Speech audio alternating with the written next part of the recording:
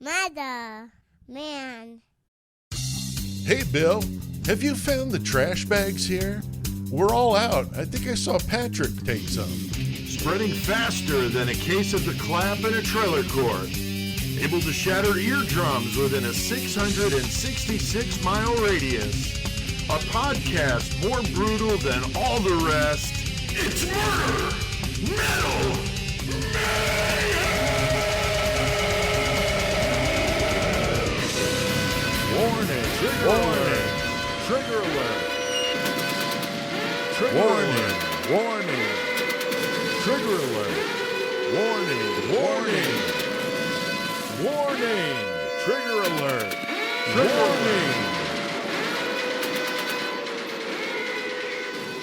Well, Chris, they've been warned. Yeah, what the fuck is up? Hell yeah. We are throwing down a new Murder Metal Mayhem because it's Tuesday.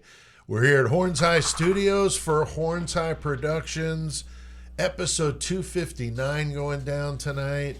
And just stoked, man. Always love doing some new Murder Metal Mayhem. Yes, sir. And I'm here at Horns High with Chris, Joey over there in the 419. How's everybody doing tonight? Chris, you doing good? I'm doing pretty all right. Hell yeah. Not at work, so I'm good. Yeah, right? How about you, Joey? You got some storms over there in the 419, right? Yeah, we got some storms, and real quick 419 story that's pretty funny is nice. Not on 420, but the next day on Sunday, I came into work, and I think I worked like at noon on Sunday or whatever till later. But anyway, when I come, no, it was earlier than that. My bad, it was 10. But anyway, so I come walking into work, and it's just a sign of the times. Like, I'm in a different place, and it's a different time than like what I'm used to. But I go walking in, and the lady that works customer service at my job, like, she's super sassy. She's classic. Like, she's really, really cool lady. Yeah. But she's wild, you know. But she, I come walking in, and the door's open, and all I hear is her. She's standing there by the door, talking to somebody across the fucking way, like, "Oh, now you got to stop acting crazy. You know it's not 420 anymore."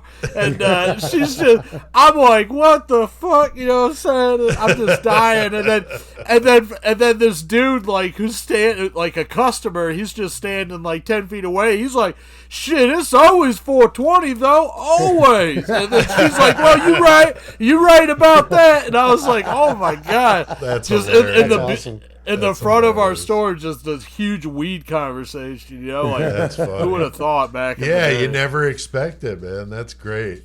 What are we wearing tonight, Chris? What you doing over there? Well, I got this hoodie on, fucking Depot Bay, Oregon. I don't even know where the fuck that's at other than Oregon. Okay. It's just a hoodie.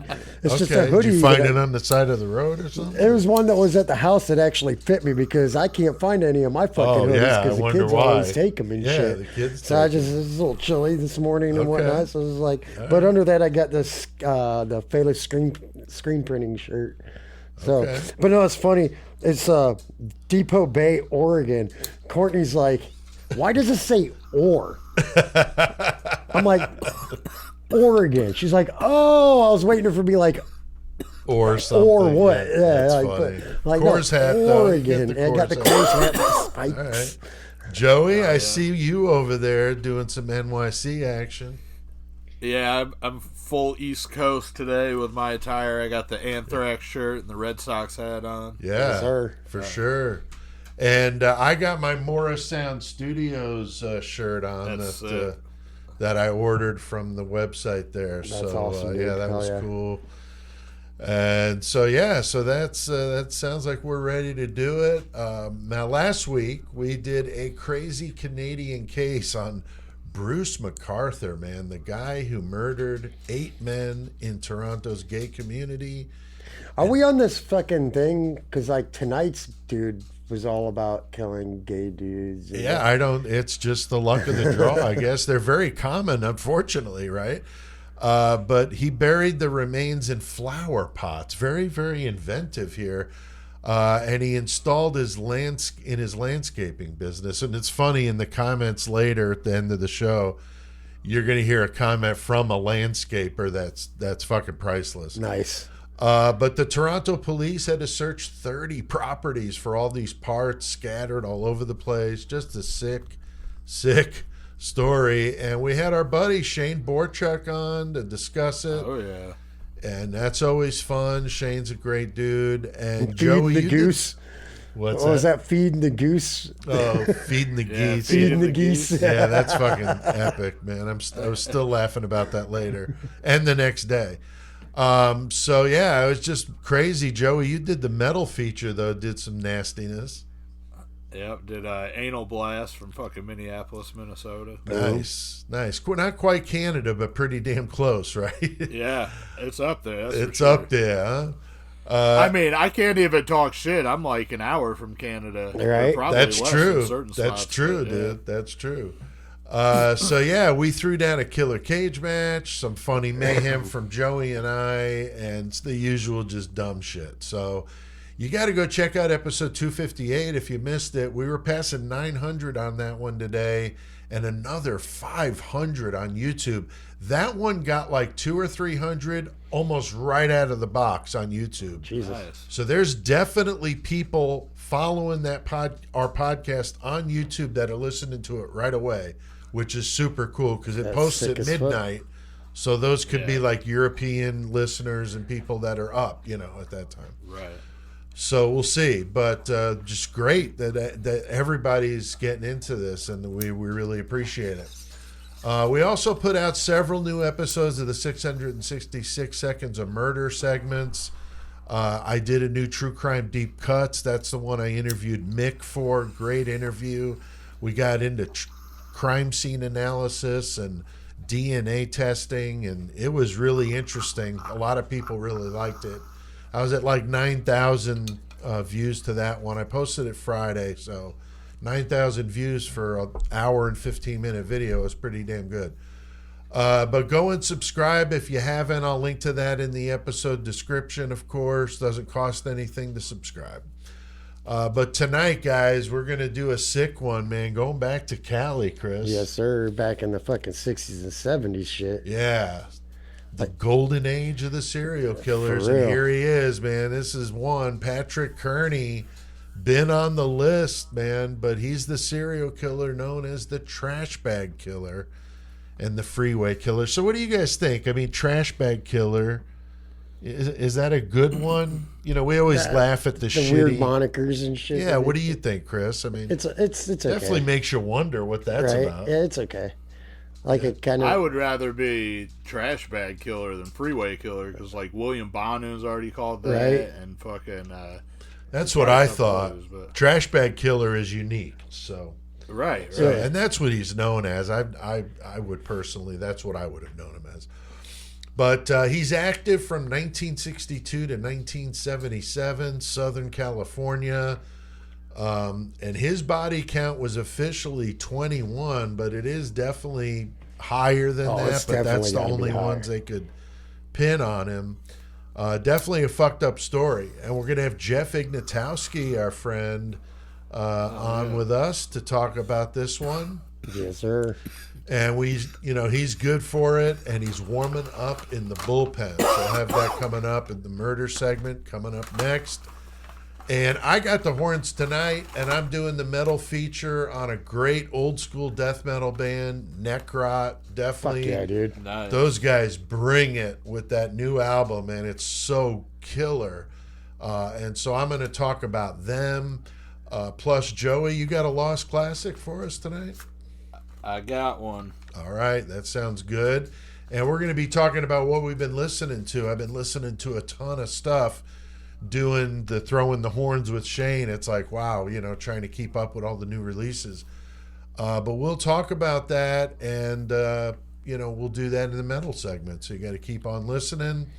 And Chris, we got to do some killer cage match. Every That's a fucking must. time, man. We got to. Yeah, we got 100 killers that we came up with, 100 objects for them to fight with, a variable in the cage with them, and a song jamming on that 666,000 watt Murder Metal Mayhem sound system, a song cranking as they fight to the death. So it's definitely wicked, and we got some listeners to say thank you to for the random numbers. Yes, we do. We got Samantha Bang Bang Cram. Oh, man, that story. And then we got the motherfucking 815 fucking posse, Colin Rogers. Hell what yeah. up? He got one of the hysterical, distasteful, and stupid. Fucking so right. Oh, got nice. it. Got Oh, it yeah. today. So horns up. Colin. Fuck yeah. And then we got fucking Mrs. CK herself, the one and only Laura Kovacs. There you so go. what up? What a lineup that is. And we got a good one in the cage tonight, Joey. This should be interesting, man. What's the lineup tonight, dude? We got two people that love to have a high fucking kill count Yeah. and hate people. One of them from fucking the United States is Ted Bundy. You might have heard of this guy. Might have, yeah. And then he's gonna go up against somebody from fucking Russia. Oh, That's man. goddamn Andre Chikatilo. Fuck. Yeah, That's definitely a fucked up brutal. one The there. Rostov Ripper. Going to be a good cage match tonight, I have a feeling. But, Chris, the objects Always play a game. always make it interesting. And the variable is fun. And the song playing, going to be good. So that's a listener favorite for a reason. And that'll be in the Mayhem segment coming up later. Guys, the sponsor for this one, Jeff Ignatowski, our friend, writing true crime now, man. He's all Over things, the fucking man. place. Writing this book. It comes out July 2nd on Wild Blue Press, and it's called Beyond the Headlines, True Crime Myths and Legends, and he gets into the myths surrounding some of these infamous killers. You know, we were just talking about Bundy, but he does BTK, Ed Gein, even goes old school with Elizabeth Bathory. Right. So it's going to be good, and he offers some great insight and historical significance of these murders and does some criminal analysis as well. So this sounds awesome. We know Jeff has a great, knowledge of all that kind of stuff, so it's going to be great. And I'll put the link down below. You'll definitely hear from him tonight as well. So. Yeah, he's going to talk about the book a little tonight too. So get that link down below. You can advance order your copy, but it comes out July 2nd. Big thanks to everybody listening. We keep on seeing the numbers, it's awesome. We're 5,800 listens this week, plus another 38,000 views on YouTube. Jesus. So thank you, and keep on spreading that word to all the freaks out there that you know. Let's see, Joey, how about those top 10 cities listening to Murder Metal Mayhem? Let's see. Fucking for our top 10 cities this week, we got fucking. Oh god damn, my phone just glitched. Sorry. Okay, I got it. Fucking number 1 is Chicago. I should have just said that off the top. Right, yeah, because you already Always. know. Number 2, Brisbane and Queensland, Australia. 3, Washington D.C. Hell yeah. 4, Brooklyn, New York. Brooklyn, fuck yeah. The Wu-Tang Clan listening to our show. Number 5, Wu-Tang, Wu-Tang. Austin, Texas. Nice. Number 6, Toledo, Ohio, right Hell here yeah. where I'm at. 7, Melbourne, Victoria, Australia. 8, Nice. Birmingham, Alabama. 9, Mansfield, Massachusetts. And 10 is Adelaide in South Australia. Yeah, that's amazing. 3 cities in Australia from 3 different provinces. That's Right, yeah, it's practically That's cool. awesome. So thank you, Australia. Thanks, everybody. But the countries listening, Chris, Yeah. what about them? Number 1, fucking, just like with Chicago and the cities, is always the fucking United States, USA. And fucking with 79%. And then we got Australia with 7%. Germany with 3%. Canada, Shane, what up, dude? You guys went down, bro. Fucking Canada with 2%. Germany bumped up, though. Yeah, that's what I'm saying. And fucking, and the rest are 1% or less. And we got them in UK, Sweden, Finland, Brazil, Norway, and Mexico. So Hell fuck yeah. dude. That's awesome, man. YouTube stats in the last month, 208 total views, or 208,000 total gonna views. say, that ain't That's very the many. highest we've had so far. 32,000 watch hours, Jesus. and we gained 937 new subscribers, and we just passed 7,000 subs on the channel. So that's fantastic. Boom. From 174 in December. So the subscribers still climbing. Appreciate that very much. Felt like just recently we were saying we just passed 6,000. You know, it's just awesome.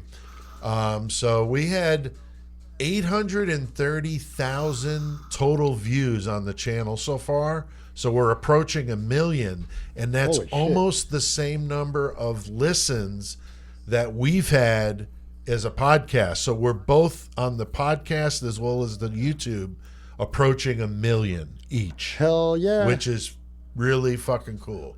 So we're just kicking total ass here.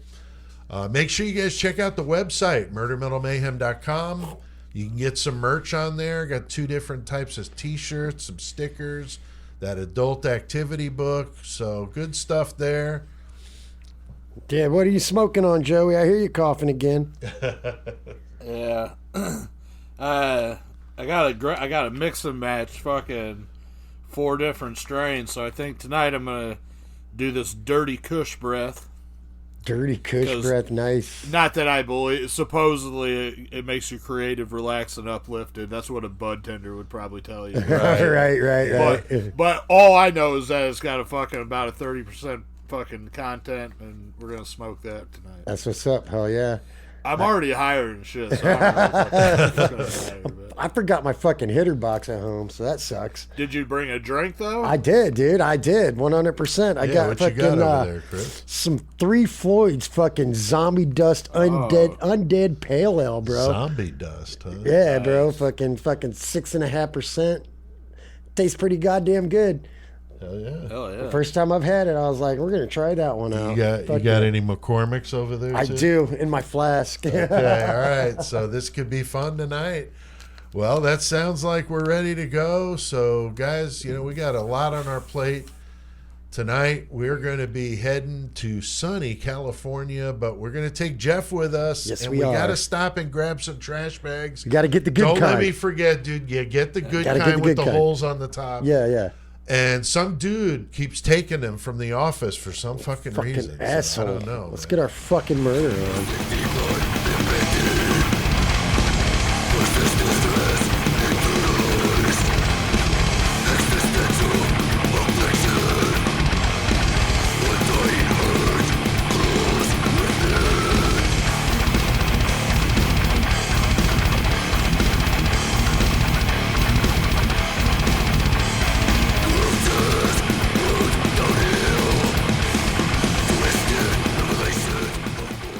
Oh man, some Laceration and the song Bed of Nails from their Demise album. Those guys are so wicked. Heavy as fuck. Yeah, death metal from California. I interviewed them a couple years ago. I'd love to hear something new from them, man. Those guys are wicked. Go give them a listen. I know there's about 20 Lacerations, so they're the ones in California. I think up by San Francisco-ish, somewhere up that way. All right, well, we got Jeff Ignatowski here. We got him nailed to the floor, Chris, so he can't go Yeah, anywhere. you're stuck, motherfucker. Over there, Ohioing up the episode, man. Shane Poutine's it up, and Jeff Ohio's it up. Now we got 2 people from Ohio, 2 in Illinois. And you're a busy guy, Jeff. Glad to have you on. How you been doing? I've been good, man. This is week 3 of like a 4-week stretch. This next weekend is my last weekend for at least 1 week, so I'll have a week off, a break then, which is kind of nice. A little time to recharge and recover from being on the road for 4 weeks straight. But I'll be in Philly this weekend, so I'll be going back to my hometown, baby. It'll be the first time I've been there in a little while, and it'll be the first time that I will be there with Killers the card game. So, That's cool. Nobody in Philly has seen me with all my crazy wild shit. So it'll be nice to go home and see some people, and hopefully they'll buy a bunch of stuff for me. It'll be great. That would be good. That's awesome. And we're going to talk about your book and some other things going on with you when we wind down this murder segment. Love to hear about all of it, dude. So we'll talk about it. But tonight, we are doing the case of Patrick Kearney, known in the media as the Trashbag Killer. He should have branded himself and gone with like Hefty or something. You know, I mean, honestly, he fucked up. He fucked up. But he's a brutal son of a bitch with a crime span of 15 years, with at least 21 men and boys dead and in trash bags, just discarded on the side of the road. Pretty fucked up. Yeah. One victim, only 5 years old. So Yeah, I mean, that's super fucked up, right really there. bad. Fuck you, dude. Yeah, really terrible. He committed acts of necrophilia. I mean, discarded him in trash bags. I mean, this guy's fucked up. Very smart, very cunning, and we're gonna dig into these horrific details. So, yeah, if that's not your thing, you may want to go watch something or listen to something else. But Jeff, how well known do you think Kearney is for our true crime fans listening to this? I got to tell you, Kearney is not super well known. It's interesting too because he's right around the same time as Bundy and a lot of the others. Right. But like, there are very few people that know who he is. You know, I didn't know about him until I put him in Killers the card game. So he has a card there. So people that play the game get to know him a little bit. But yeah, like far and wide, a lot of people don't know who Patrick Wayne Kearney is. Yeah. Yeah, so we're gonna school him on it tonight, Chris. I mean, we've done other killers like this that, you know, discarded bodies on the freeways there. I mean, what the fuck's going on out there in California? It's SoCal. There's freeways everywhere. You can just like toss it out the window wherever you go. There's lots of freeways, so fuck it. Yeah. It's like nobody's gonna know as long as you don't leave evidence. Right, right. Yeah, we're gonna talk about the big three here when we're in our discussion tonight, but there's just a lot of that shit going on out there at that time. It's kind of wild. And Joe, we've had this guy on the list for a while. He's definitely one of the worst killers in terms of body count.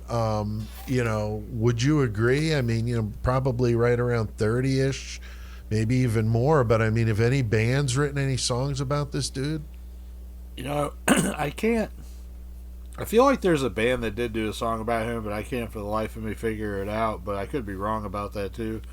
But I don't know. There's got to be a song called Trashbag. Yeah, or something, you know. Come but right. I feel the same way. Like his body count, his confirmed body count was way the hell up there. Much less, you know, his probable. Right. And you know, when you talk about like the killers and stuff. I learned about him, I think, about the same time I learned about Randy Kraft whenever I was younger. Yeah. And both of them, I was like, holy shit, they had like a lot of kills. But, you know, the thing is, them being gay and killing, like, homosexual killings. Right. The Nobody media, cared. Yeah, they weren't trying to fucking, you know, print that shit. And right. That's a good point. This is. I'm not trying to say that it would be better. You know what I'm saying, if he had gotten all these headlines, but it would have been more probable. I think, you know, most of us would probably agree that in this day and age it'd be a little more equal with the headline sharing. You know. Oh yeah. Back then it was like, no, let's not talk about that shit. Exactly. Yeah. Not here, right? So we've done Randy Kraft. You brought him up. Episode 121.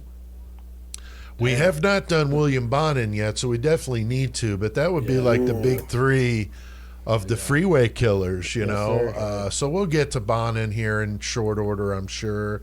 I actually added him, made sure I put him up in the higher up in the wait list, so he'll be in there.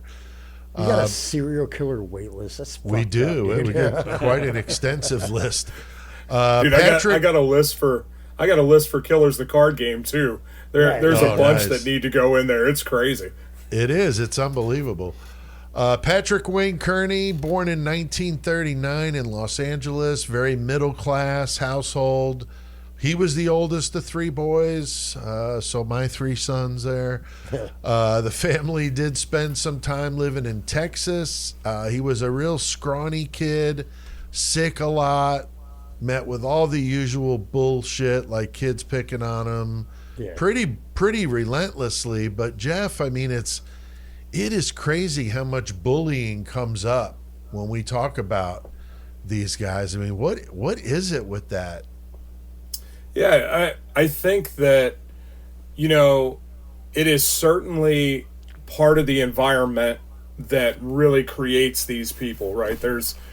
We've talked about it before. There is a biological element to it. Maybe they've got some serious issues to begin with, some chemical problems in their, that they were born with, that starts them off on this path. And then the environment, the abuse at home, the bullying in school, kind of creates this perfect storm. And then there ends up being some kind of trigger later on that just sets everything into motion. So I think bullying, it's crazy because, during this golden age of serial killers, you see all of these people. And if you fast forward that today, we've tried to do a really good job of taking care of bullying in schools, but we notice that is still a real thing, right? Because there's still kids that are saying that they're bullied in school, and then they go home, they get, a gun, and they go back and shoot everybody. And we're seeing that in increasing numbers here in the United States. Well, so internet and social media don't help either, because you can fucking bully somebody from across the fucking state. Right. For sure. I just had, there is a comic book creator that just ended up committing suicide because of, they've talked about it being internet bullying, right? So it happens. It's far and wide that this stuff happens, and people have so many more ways to do it now that they didn't back then. Just like you mentioned, the internet bullying is a huge thing now. People get online and they just treat each other horrible. Yeah. And people have all kinds of anxiety disorders and depression because of that. And, if we don't get a handle on it, we're going to see more and more and more of those mass murders because people can't handle the society that we live in and the pressures that they face. And it's no different back then than it is right now. It's just a different medium. Yeah. I had kind of a thought about it, is the bullying creating the monster, or does the monster create the bullies? I think, that the bullies are the ones that kind of create this, because you get that resentment, that hatred, like we always talk about, and these guys want to lash out, So one of the things that I always thought about, when I was a kid, we kind of kept each other in line, right? And often now that would look like bullying, right? Because if a kid was being a little shithead, somebody whooped his ass in the bathroom, right? Right. And so, but now we're finding out that causes a lot of extra issues. Now, is it the, kind of keeping each other in line? Or is it all of the extra pressure that happens now? The way that we talk to one another, the way that we treat one another. I think there's a really fine line. And I think you're right. I think that often, there are a lot of varying types of monsters out there, right? The bullies themselves are definitely monsters that are, treating other people like shit. And then they create these circumstances and these people that just, internalize things and then explode. So then they become an even bigger monster. Right. So it's a vicious cycle, I think. It is really. That's a good point. And now Chris, he's turning 8. Oh, dude, and he's having some fantasies here. But what is he fantasizing about? He's 8 years old, legitimately thinking about fucking murdering these fucking kids that are bullying him and shit. Right. And at that age, if you have legit thoughts about just straight murder, and you want to act on it, not just even that age, kids would be like, I want to kill that dude, and just talk shit, whatever. Right. But he was legit about it. The fact that he didn't act on it at that age is fucking kind of amazing, honestly. Yeah. So that's not a good thing coming across right there. No. And then Joey, the teen years come, and what happens then? How does his mind start warping a little bit more? He's fully into some sexual activity and digging that, and not only that, but he's to the extremes. He's into the like the BDSM and domination and all that shit. Right. He's experimenting with some weird shit, playing around with animals. Damn it, 13. Yeah. No, this is after his Did dad you see taught him what how to kind of fucking- animals it was? I didn't see what kind of animals he was. Dude, I'm just I, something fuzzy to his junk. That's what I'm getting. something fuzzy to his junk. so Squirrel. so I heard that it was the family dog. Oh, damn. that would make Yeah. sense. Oh yeah, So no, it I would saw be that close to- he fucked the family dog. Yeah, I saw that too, dude. Like, Oh, okay. That's like, fucked up. That's Yeah. pretty So- fucked up, dude. so- now 13 the- years old fucking the family dog. Wow. and he fucking Now the question is, how big is the dog? right? Is it Right. a Chihuahua? Is it a It's a goddamn? mastiff. Yeah. Oh, dude, a Tibet. You got this Tibetan Mastiff just laid like. Damn. I like him big and hairy. So, like- yeah, but just like, fucked up, man. Jesus. His dad taught was showing him how to shoot the fucking pigs in the back of the ear and shit. That's where he got that. Right. Like loves hanging out in the fucking guts. Yeah. Well, that's like Fuck. Henry Lee Lucas, right? Going and fucking all the sheep. Right. You know, No, that's he way did that different. most of his life. That's way different, bro. Is it? Do you know that from experience? He lived out in the country. Anything's possible. I mean, Patrick was from Texas originally, right? He was born in Texas. He was born in L.A., but he grew up, I think, mostly in Texas. Came back to San Francisco. Oh, okay. I was going to say California. something about Texas and bestiality. Oh. I don't put it past them. You know what I'm saying? Oh, There's damn. a lot of steers down You there. better watch Yeah, it. yeah. Only two Texas things come from Texas. Steers Texas and going to queers. get you for that. Texas going to get you for that. Texas got to tell us stories about people that ram steers down there that he's heard about. I bet you. Oh, yeah. So this guy's shaping up to be one hell of a sick human being. He's ramping it up, getting ready to start acting out on these fantasies. So he leaves Texas for Southern California, where he marries for a short amount of time. He gets a job as an engineer at Hughes Aircraft and puts a pin in that because we're going to get to it later. Hughes Becomes is huge. an important part of the story.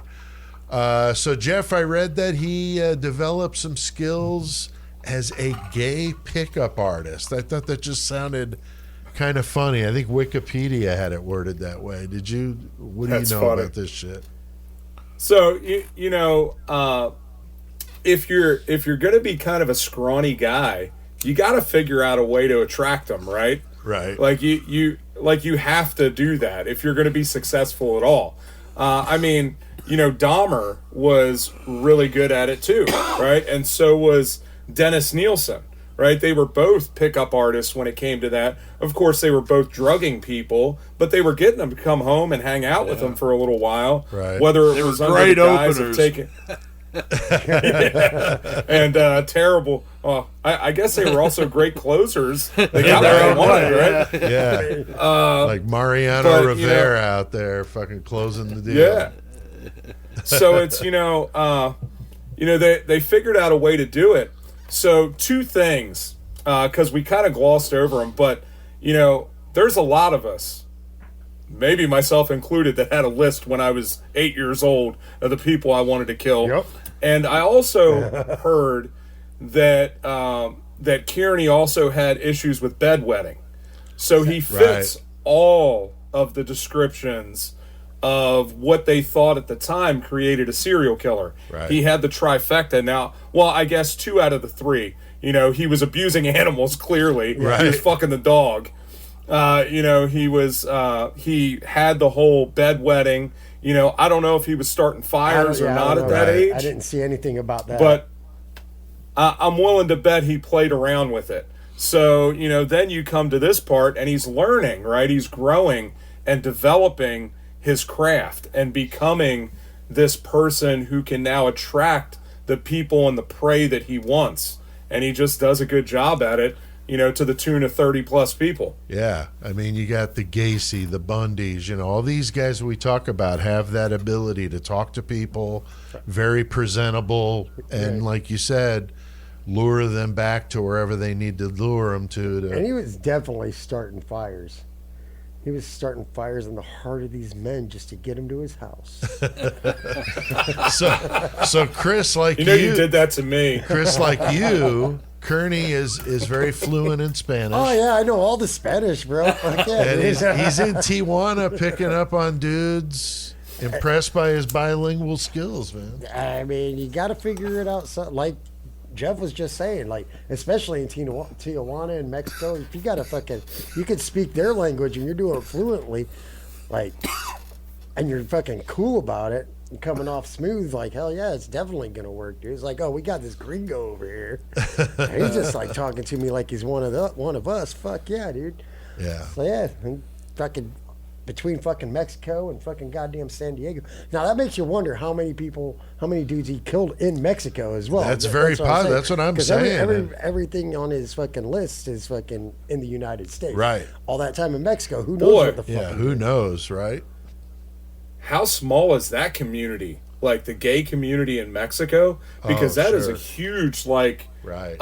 like even now it's a huge, like, societal thing. Like they are very Against you know, it. because they're very Catholic all down Catholics, there. yeah. So yeah, so it's like I wonder how small that community was back then when he was down there in what, like the 60s? Right. That's true, man. That's true. It's crazy. But things would get darker and darker for Patrick Kearney. Finally kills what we believe is his first victim, 1962.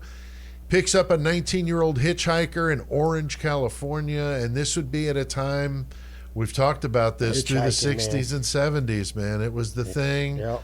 I used to do it in the 80s when I didn't have a car for a Pick up couple of years. hitchhikers and kill them? Yes, that's exactly what he was talking about. Oh, hitchhike. Yeah, and I told the story about having to hitchhike with that sledgehammer that I had to return. I had to hide it in my hand. yeah. And I'm like, is that worse than just carrying it? You know what I mean? Somebody It's thinks all you're hiding concealed it. now and shit. But what am I going to walk with a fucking sledgehammer and try to hitchhike? You know, like, yeah, I'm going to pick that guy up. So I'm just amazed nobody killed my fucking ass. But Kearney gets this dude to get on his motorcycle and takes him to a secluded spot, shoots him in the head, and then had sex with his corpse. Yeah, that's what's up. And that's a pretty brutal first murder. So you got to wonder, was it his first? You know, but that's what we know at least. But Joey, I mean, then he would go killing more. Man, he's not going to stop.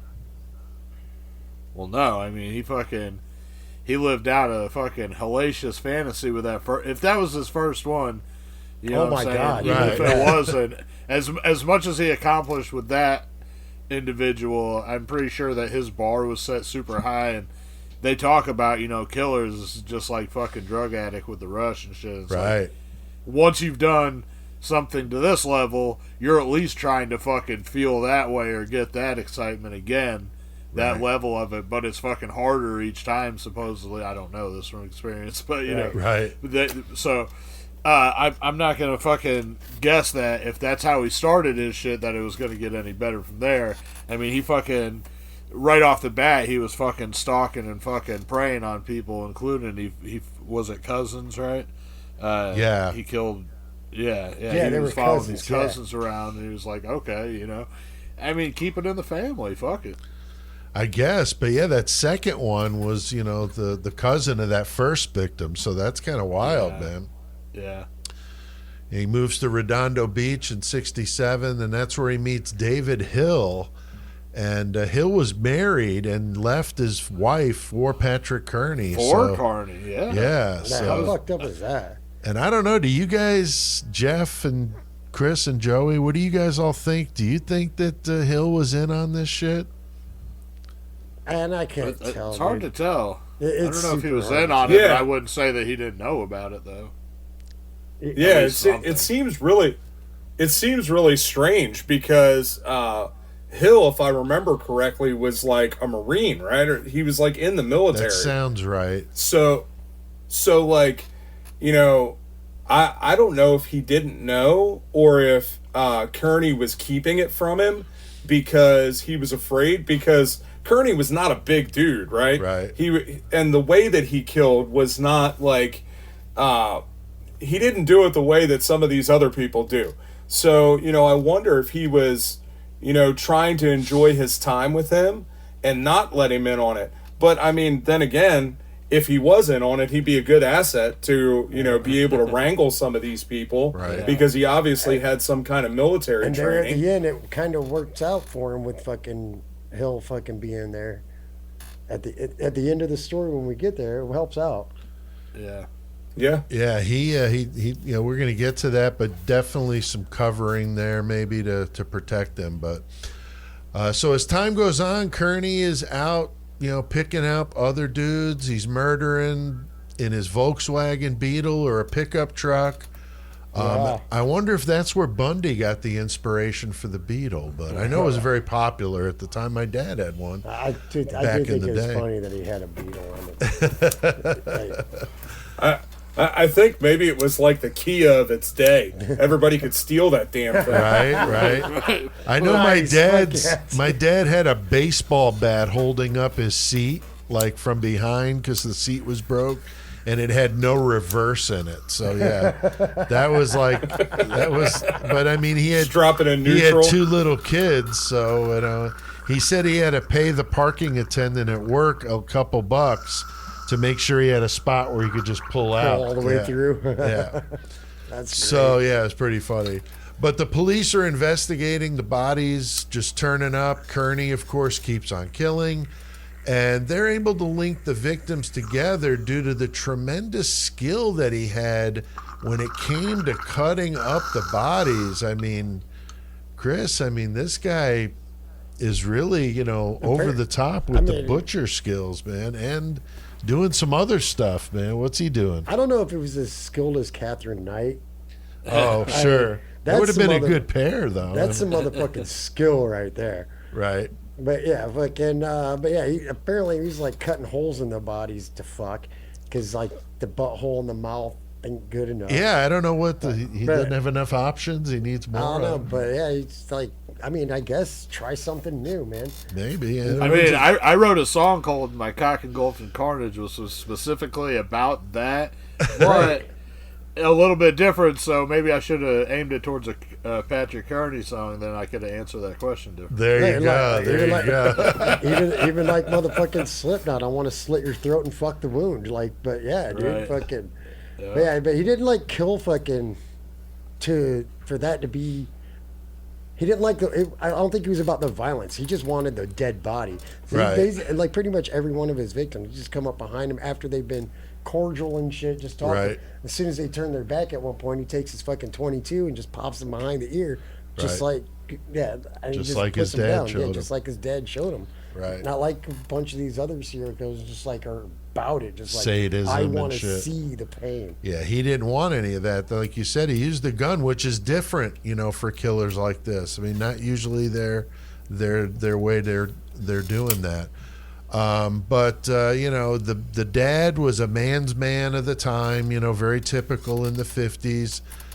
He had a complicated relationship with his dad because of that, and obviously he's feeling an interest in boys, which is, as we've been saying, no. not going to be a thing back in that time. I will beat the gay right out of you, son.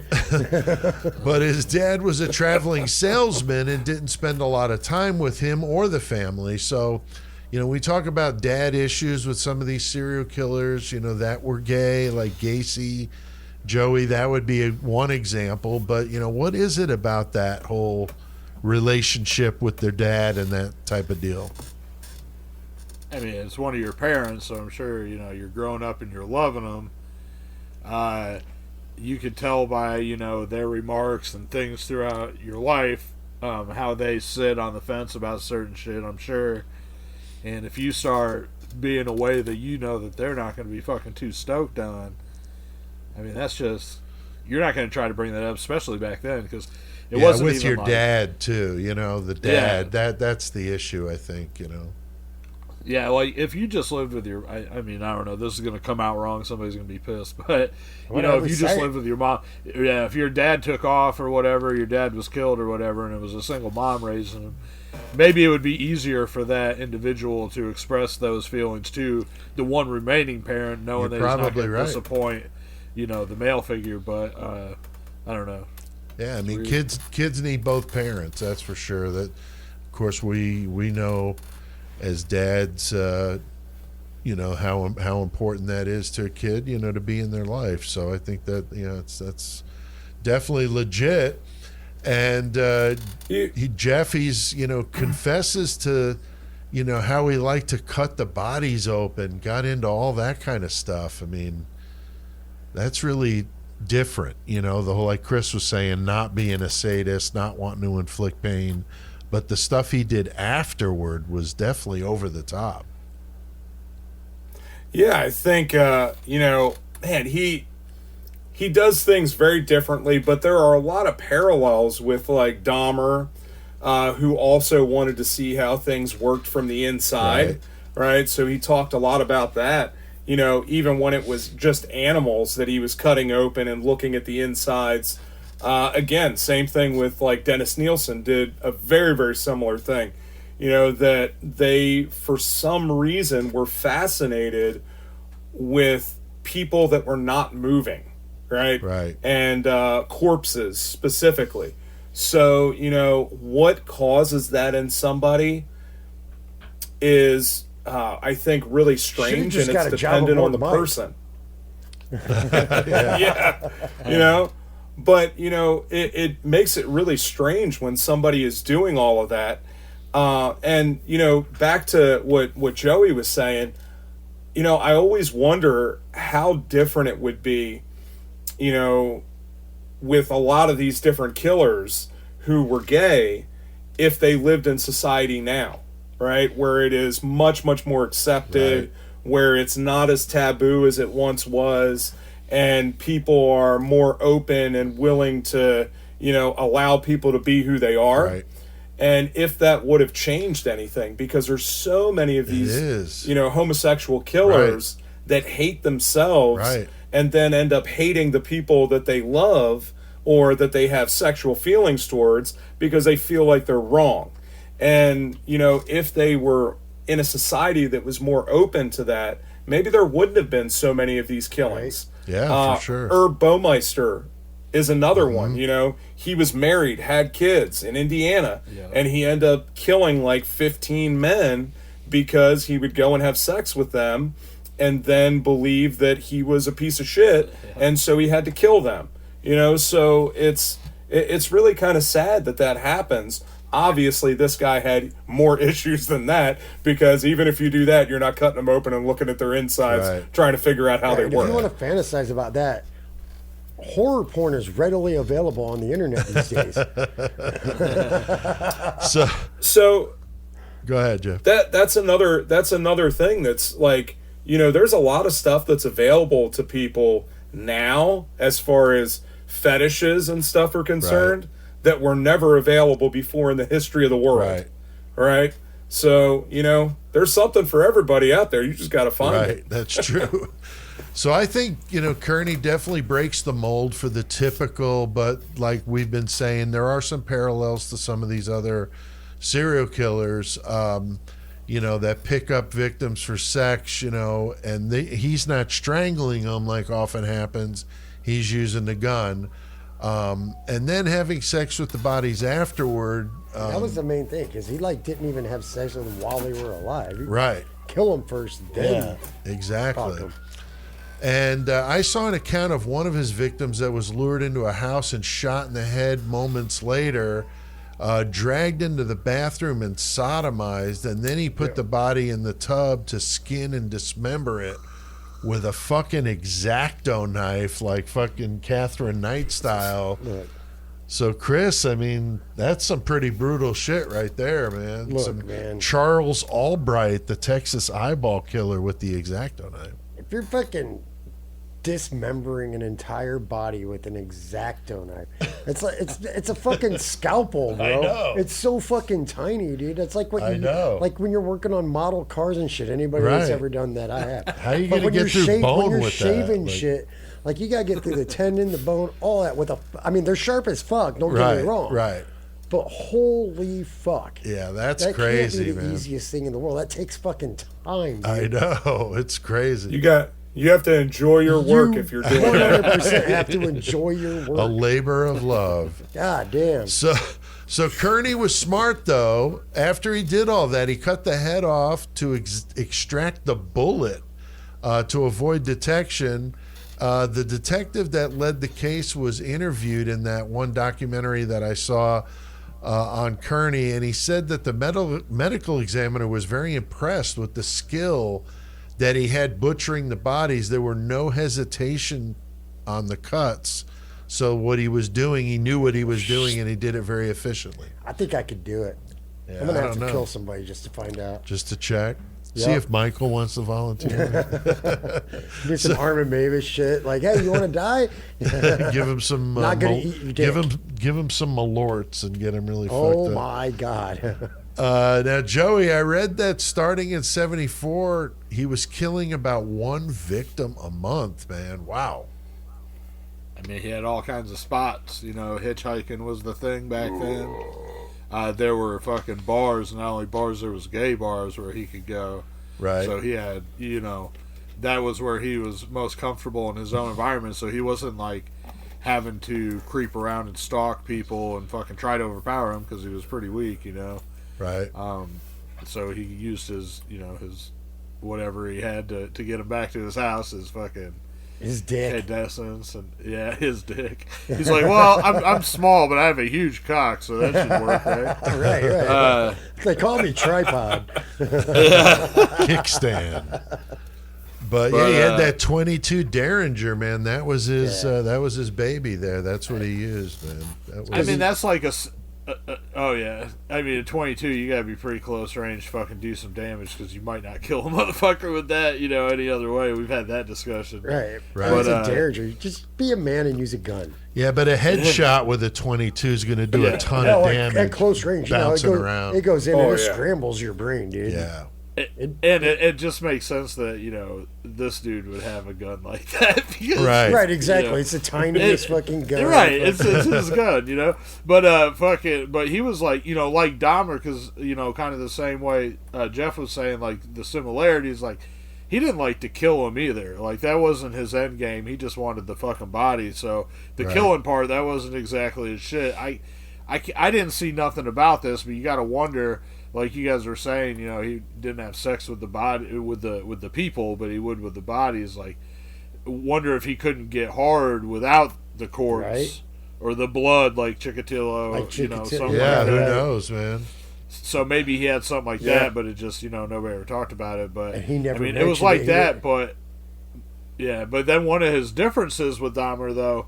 Dahmer he was trying to keep these motherfuckers around because Right. he wanted to enjoy the company. Where Kearney, he wanted to kill them, have a good time with them, and then be done with them. And done. then I'm move on out. to a You're different out. one. Get the fuck out of my house. So everybody has their own ticks, but it is cool how many similarities, you know. Right. I think Dahmer would be one of the closest with this guy to me too. That I see parallels, I guess. Yeah, it reminds me you were talking about kicking him out after after sex, and I was thinking about the Mentor song, the 4F Club, where it says, "Pick up your bra and pick up your blouse and get the fuck out of my house." Man, pretty funny. So this guy is scary. Fits in, looks totally normal, gets a regular job. He's got the ability to convince people with his Not bullshit. just a regular job. He's got a good fucking Yeah, I mean, he's got his shit together, seemingly. And that's the scariest of all. You know, keep you referencing Gacy and Bundy. I mean, very similar with that. And after he's done with the bodies, you know, he uses the hacksaw like Tommy Karate style, puts them in trash bags, discards them in landfills on the side of the freeway. Just seems like a dumb way to do this because you're going to get caught eventually. At least side- that's what I'm thinking. The side But of the freeway's pretty fucking dumb. But like, if you think about it, a a landfill, landfill, you throw a fucking garbage bag in Well, a yeah. landfill, unless it randomly gets popped open by one of the fucking bulldozers or whatever running through that, the Right. body parts. Nobody's gonna fucking know, dude. No, I agree. The landfill makes sense, but the side of the freeway, I'm just not getting it, you know? So, Jeff, some of the shit he did with the bodies was just totally extreme, but what was his thing with the draining the blood and all of that? Yeah, so apparently he would do that to kind of cut down on the mess because he didn't want it to be quite as messy. And he would even wash all the parts before he disposed them to erase all the fingerprints. So, this is a guy, of course, that, they tested at one point, and apparently somebody said he had like a 180 IQ. Wow. Right? That's fucking smart as fuck. And so, like, if that's the case, he would be the smartest serial killer known, right? His IQ would be higher than Kemper's. And, Kemper and Israel Keyes are the two highest. Right. And so this guy would even eclipse them. And really what he's doing with the bodies during the time in which he's doing it is genius, right?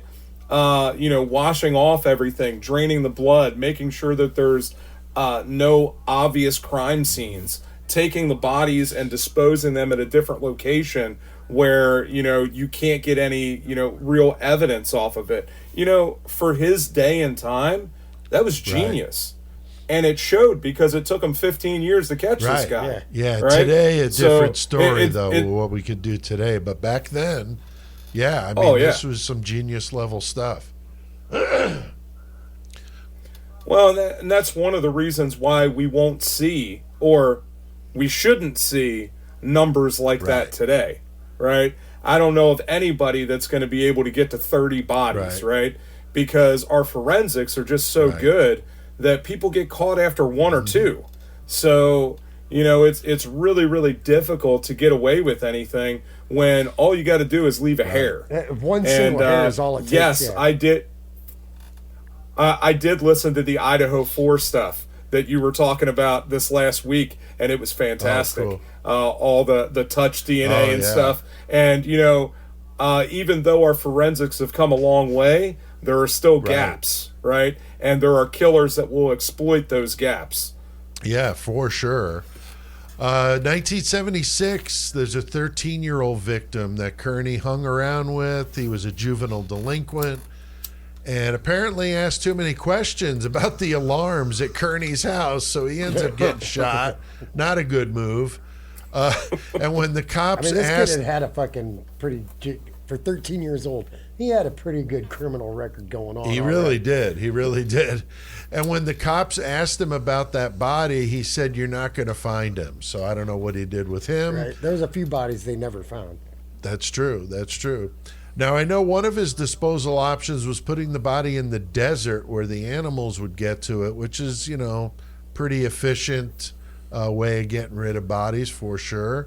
And like I mentioned, he would often cut the hands, the head, and even sometimes the feet off of the body to avoid detection, dispose of them in other places. So was often spreading the remains around. He was pretty efficient, but he did some really dumb things, as we're going to get to. Yeah. So Chris, the last known victim, though, a 17-year-old special needs kid. And what the fuck? 1977. This is what I was talking about. Fucking David Hill, fucking being helpful to him. Oh, right.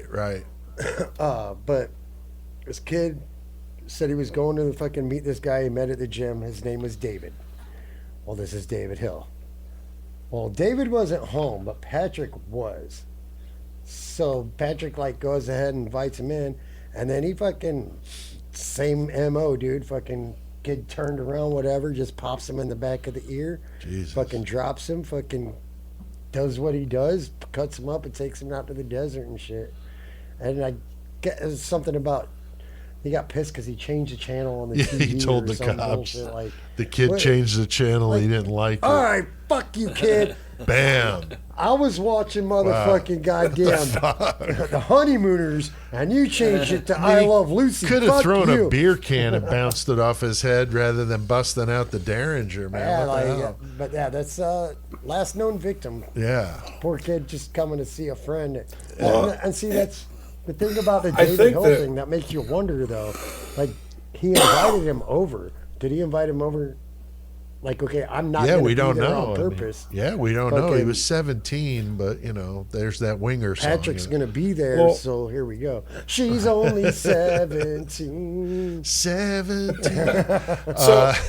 I did read that the grocery store manager where Kearney shopped would later tell the police that he noticed him buying butcher knives often and had frequently asked him questions about the quality of the steel and the sturdiness of the handle. Wow. That's, like, that ain't a red flag at all, dude. Exactly. I'm like, that's so weird. I mean, once maybe, but like multiple times. Keeps coming in like, Yeah. Full tang, baby. I mean, like, Full tang all the way. I don't even know, man. Like, you can't even compare it to like a gun shop going in multiple times checking out guns. Because no, you're looking at butcher knives like constantly. Like, Right. it's I don't know. It's just weird. But he's real super quiet, the guy said, had this strange aura about him. And at Hughes, where he worked, his coworkers would say he was a model employee. So other than he was stealing shit, which we're going to get to. So Joey Kearney's youngest victim was 5 years old, man. What happened with this situation, man? Basically fucked it to death, the 5-year-old. Threw him over on the side of the freeway. He said, fucked him to death. Jesus Christ. Yeah, I mean, he did. He sodomized until he was dead. It's crazy. Fucking 5 years old, but he also fucked around with some teenagers and stuff like that, but 5 was the youngest. Yeah. It seems like these motherfuckers, like, they keep getting sicker and sicker, and they're like, oh, what other taboo can I cross off? And right. Pedophilia always has to cross it. Like, you know, Ted Bundy, fucking Kimberly Leach, had to hit a 12-year-old before he fucking pieced out. He could have been not a fucking child molester. He could have just been a murderer. Right. And That's then, true. you know, and there's other ones too that we talked about, you know, that fucking by the end of it they ended up fucking with a little child or whatever. Just it's weird. Dahmer's the same way. Like, he got caught with some of them boys like 13, 14 years old, and if he hadn't got caught, fuck yeah, he probably would have went fucking even younger eventually. I'm sure he Probably. would. Jeffrey Dahmer, fuck. Right. So, yeah, I mean, they convicted him at 21, but they thought there were probably 7 more they didn't have enough evidence on. So he had claimed 30, so maybe right around 30. I mean, hard to say. He recounted every one, so I think he had a pretty good recollection of all of it. And in my opinion, I mean, this guy was too good to have not done more than 28. He was active for 15 years, but like we said, he was in Mexico. You know, a lot could have happened there. We don't know, but he would have been 23 at the time of that first victim. So, you know, it's very possible he could have started a little sooner, you know. But they did some good old school police work here. The detective found some white dog hair on several of the bags that they were finding, and then they matched that to, the victim and the carpet fibers as well. So they were able to pin him on this with some of that kind of stuff.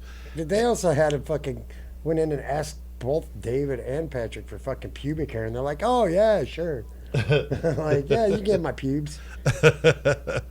And where he fucked up though was these very distinctive bags. The Trashbag Killer fucked up with the trash bag. Should have gone to Walmart. Instead, he steals them from his place of fucking business.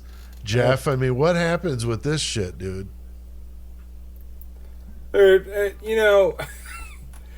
It always happens. You know, they always find some ridiculous way to fuck it up, right? Rifkin. And, you know, you see how this starts. He starts killing people that are now associated with him, right? This kid that's at the house, right? He pops Terrible him idea. that he's been hanging out with.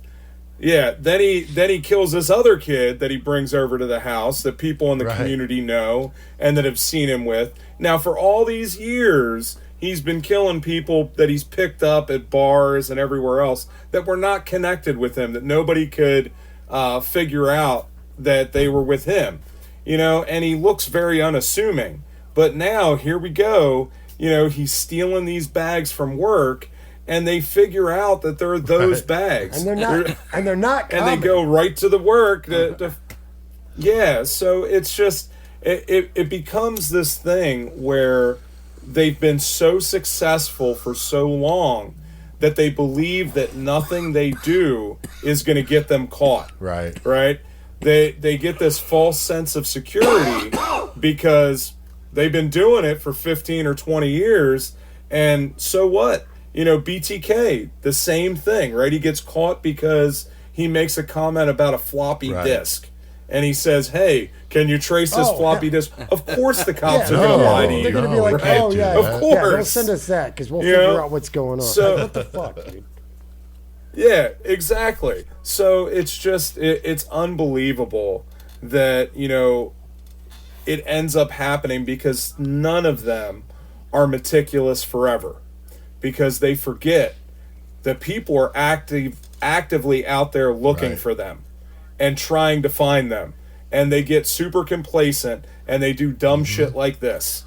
They vacuum. They got his vacuum bag, and they find these round plastic circles in the garbage or in the vacuum bag, and then they're like, "Wait a minute!" And these bags, like we're saying, are distinctive. They've got holes.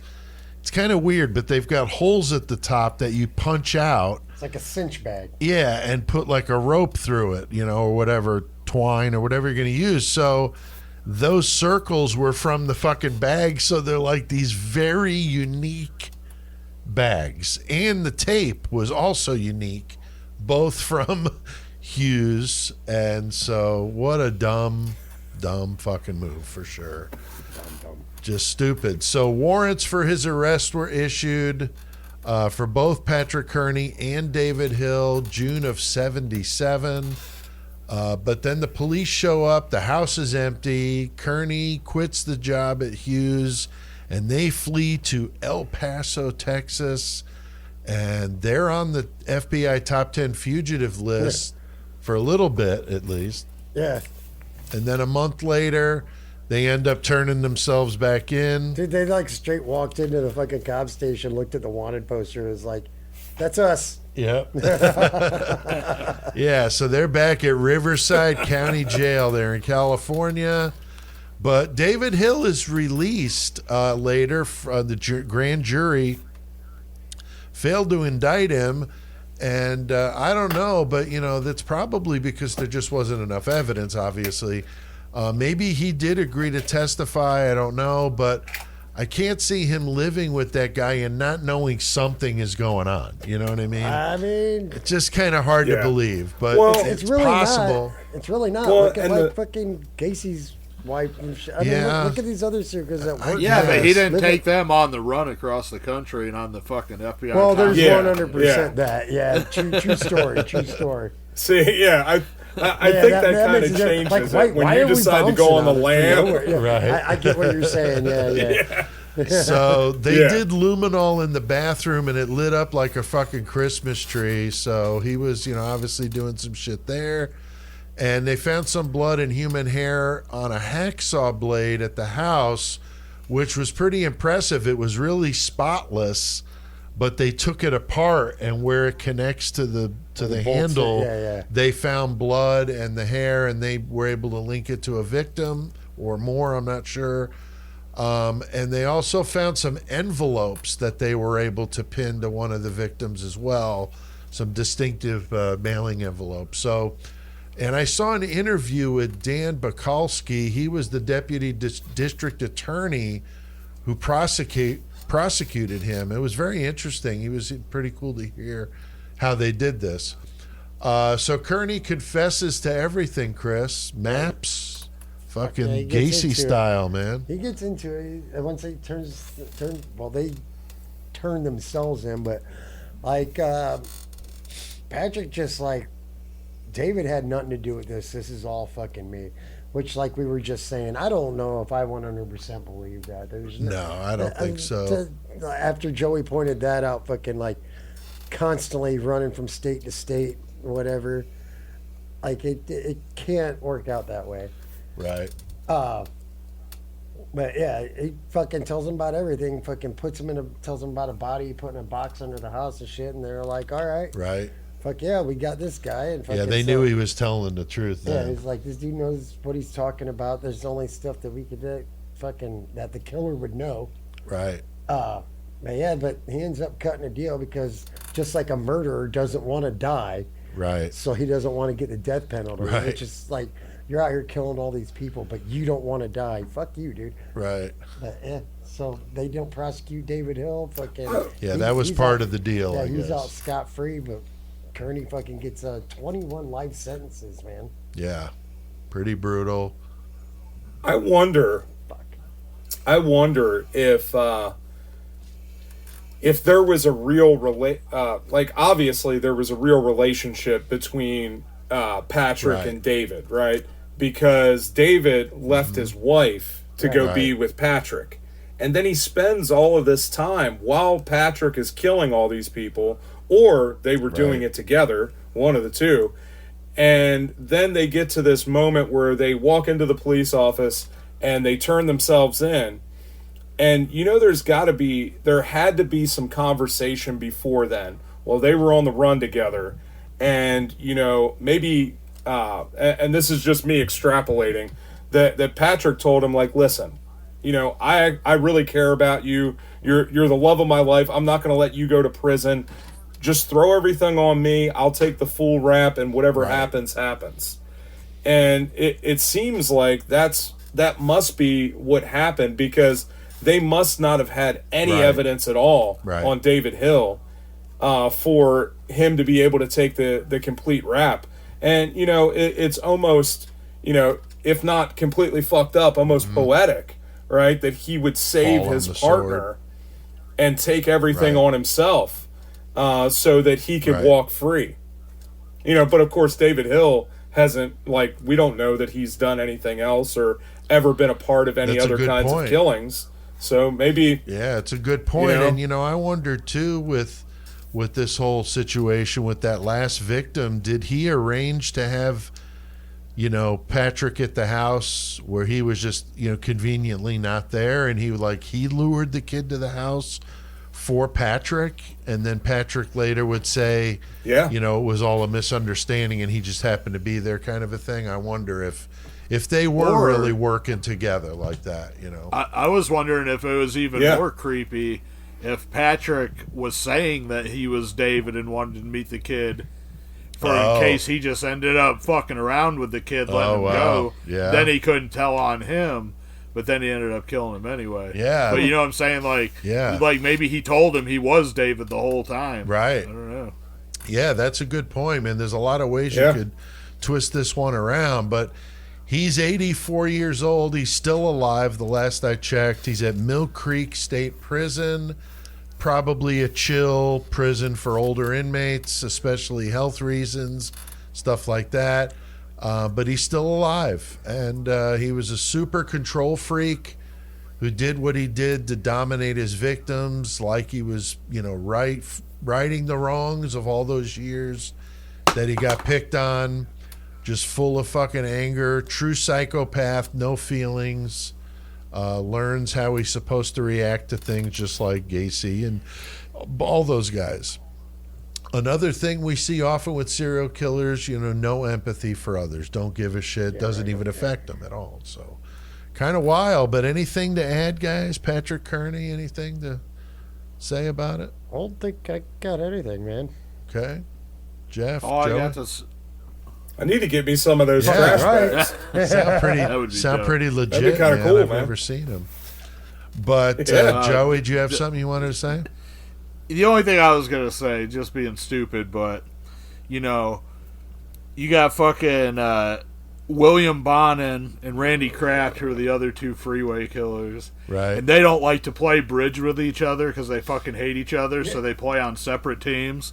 But he also fucking Bonin hates fucking Doug Clark too, Right. so Doug Clark has to play with fucking Bonin and fucking fucking Kraft, and then Bittaker gets to play too, Yeah. So I always wondered if for Patrick Kearney, if this was the last fuck you, that you don't get to play the San Quentin bridge games with the other big boys. You got to be shit. some fucking loser over in Mule Creek, Very possible, man. Very possible. Well, I did my research watching the documentary World's Most Evil Killers. I always love those. There's also a podcast I listen to that I didn't care for. I don't want to slam them, but not my thing. I used Murderpedia, Wikipedia for some stuff. There's a lot out there if you want to do some digging on this guy. Very interesting serial killer. Yeah, he's That's pretty for fucking sure. crazy, dude. He's different. So, Jeff, thanks for coming on with us tonight, Hell man. yeah. Great to have you on. And, As always. What's the Always. latest? We've been talking about your book coming July 2nd. That's very exciting. What's the latest with that? So yeah, true crime. Well, it's called Beyond the Headlines: True Crimes, Myths, and Legends.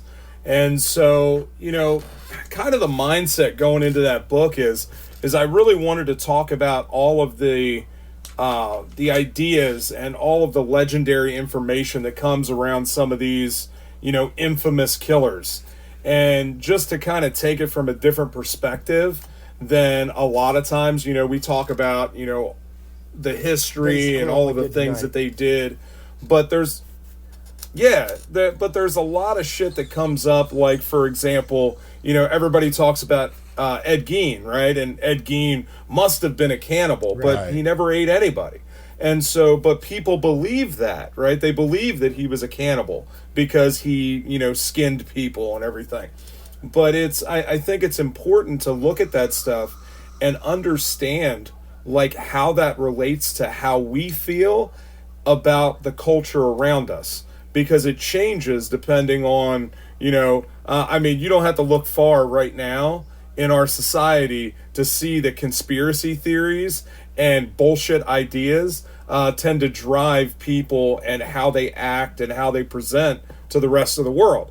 And so I think it's important to look deeper than that. So Beyond the Headlines is all about that. The first volume is on serial killers, and we go through 10 serial killers. They are not Patrick Wayne Kearney. I didn't talk about him. So he didn't make the first cut. And I'm currently working on volume 2. I actually started it this last week, and that is going to deal with another 10 people, but all criminals, because true crime isn't not just about exactly murder. We always talk about all the serial killers, but true crime is a lot more than just that. Like, if I go to the store right now and I go and shoplift, technically that is true crime. And I think that we need to have a full picture of that. Volume 3 will be cults and religions. And I'll tell you this, and I haven't told anybody this breaking yet. news right here, folks. So the first 2 volumes are going to I know. It's going to be 10 chapters. Volume 3 will probably be 15, because there are a few extra things that I didn't cover. This weekend, we had a lot of conversation when I was at the paranormal convention, but I didn't add Anton LaVey and Satanism. I didn't add Aleister Crowley and all of his shit yet. And I was like, I can't do a book about cults and religions without adding them. So I'm going to have to add a few more chapters in there. Here's another bit of breaking news, especially for our Murder Metal Mayhem family. Volume 2 is going to have a foreword in it written by none other than Pete Altieri. That's right. So we just talked about that last week. And I figured I needed, since I was going to be talking about the mob calls and on the Italian, some infamous criminals. That's it. I had to get an Italian in on it, right? Hell yeah. So old Pete was the first one I thought of. So we got to get him in there to write the foreword for that. So it's funny because I started writing the preface, right? And in the very beginning of the preface, all I talk about is movies. I talk about The Godfather. I talk about Goodfellas, Casino, and oh my goodness, Donnie Brasco. So I talk about how those films kind of inspired me when I was a kid in growing up in that kind of community, and how that influenced like how I acted as a kid and my interest. Yeah. So it's just fascinating. It's a lot of fun. And, July 2nd, it will be hitting. There's a Right. pre-order at now. So if y'all want to go Yeah, I got and it down pre-order the below. book, I it got is it up down on below Amazon. in the links to pre-order it, Jeff. If Me, Jeff saying, or you could go on Amazon, Yeah. however you want to get it. But yeah, pre-order it, get it on the. I could hear list. Jeff going, as far back as I can remember, all I ever wanted to be was a gangster. That's right. That's right. OG, baby. OG. Oh, here's another bit of breaking news, too. I submitted some stuff to Barnes & Noble and to Joseph Beth Booksellers, right? I have already heard back from Barnes Nice. & Noble. And they needed all the ISBN numbers for the books because they are Great. definitely interested in carrying it. So that would be something that'll go nationwide, and hopefully they'll carry the whole series. And so then I could be sitting right next to Oh, that'd be Catherine Ramsland badass, and everybody dude. else. That'd be that I love. badass. Oh yeah. Well, great to hear, Jeff. crazy. Definitely great to hear things from you. Now, next week, we're going to be doing an interesting bonus episode for you called the 666 Fix. I'm telling you, this is a crazy story from the Pennsylvania lottery scandal involving a pick six that was 666. And it was this inside job. The way they did this is some genius level shit. And it's a fucking good one. And that'll be a cool bonus episode, mixing it up a little bit. We're actually going to be recording 2 bonus episodes next week because we've got first week of May is off. So the first one, though, 666 Fix. It's a good one. Joey, how about some page a day for us? You got anything? Yeah, I just got 2, but they're pretty good. First one, this is from On This Day, so it was from the 19th, so a couple days ago. But Right on. April 19th in 1989 at 9 p.m., Trisha Maeli, she left her apartment to go for a jog in Central Park, and she was found a few hours later in a ravine, severely beaten and raped. The doctors believe she would never wake from her coma given the severity of her injuries. She had traumatic skull fracture, some broken ribs. She was pretty messed up. I can't remember what all. But she woke up 2 weeks later, though, and she recovered from most of them. She went on to become a motivational speaker and an advocate for survivors of sexual assault and brain injuries. Sounds familiar When as Maeli, when she woke from her coma with no memory of her attack, but the New Yorkers themselves, they wanted justice in the case. They wanted to know what was going on. And a lot of them viewed it was how unsafe the city had become. It was basically like, showing the whole world, so they wanted some justice for it. It was emblematic of systematic racism and injustice when 5 black and Latino teenagers were arrested and convicted of the crime based on no evidence other than their coerced confessions. In 2002, convicted rapist and murderer Matthias Reyes, he confessed to the crime. And then the convictions of the Central Park 5, as they were known, were vacated. In 2014, they settled with the city for $41 million. Yeah, that's an interesting case. The Central Park 5, yeah. All right, and then the other one I got, this is kind of a little more recent one. Angelina Rodriguez, she met Jose Frank Rodriguez in February 2000. By April, he had become her 4th husband. I mean, that's always a fucking, red flag. Right. For sure. Like, fuck that. Any way you look at it, there's nothing good about that. So anyway, so they believe that right after they got married, she began plotting his murder. Originally, she tried to loosen the gas cap on the couple's clothes dryer, but he reported the gas leak when he smelled it. In the end, she finished him off with oleander. She spiked his tea with oleander, which made him sick and weak. Then she spiked his Gatorade with antifreeze, which is what ultimately killed him. Damn. Yep. Once he was bitch. dead, she tried to collect on a $250,000 life insurance policy she took out on him when they were first married, but His cause of death was listed as undetermined, which meant that she couldn't get the payout or the death certificate on it. So she was kind of fucked. Oh, wow. So she pushed for more testing, which obviously, you know, had been that he was intentionally poisoned. Right. Stupid. So she's arrested on February 2001 for the murder of Frank Rodriguez. October 2003, she's found guilty of first-degree murder for financial gain, and attempting to dissuade a witness. And she was sentenced to death and is on death row in Chowchilla, California. In the years after her arrest, they found that Frank was probably not her first victim, because in 1993, she had a 13-month-old daughter, Alicia Fuller, who had choked to death on a pacifier nipple after it became detached and lodged in her throat. Oh, that got pulled off on purpose.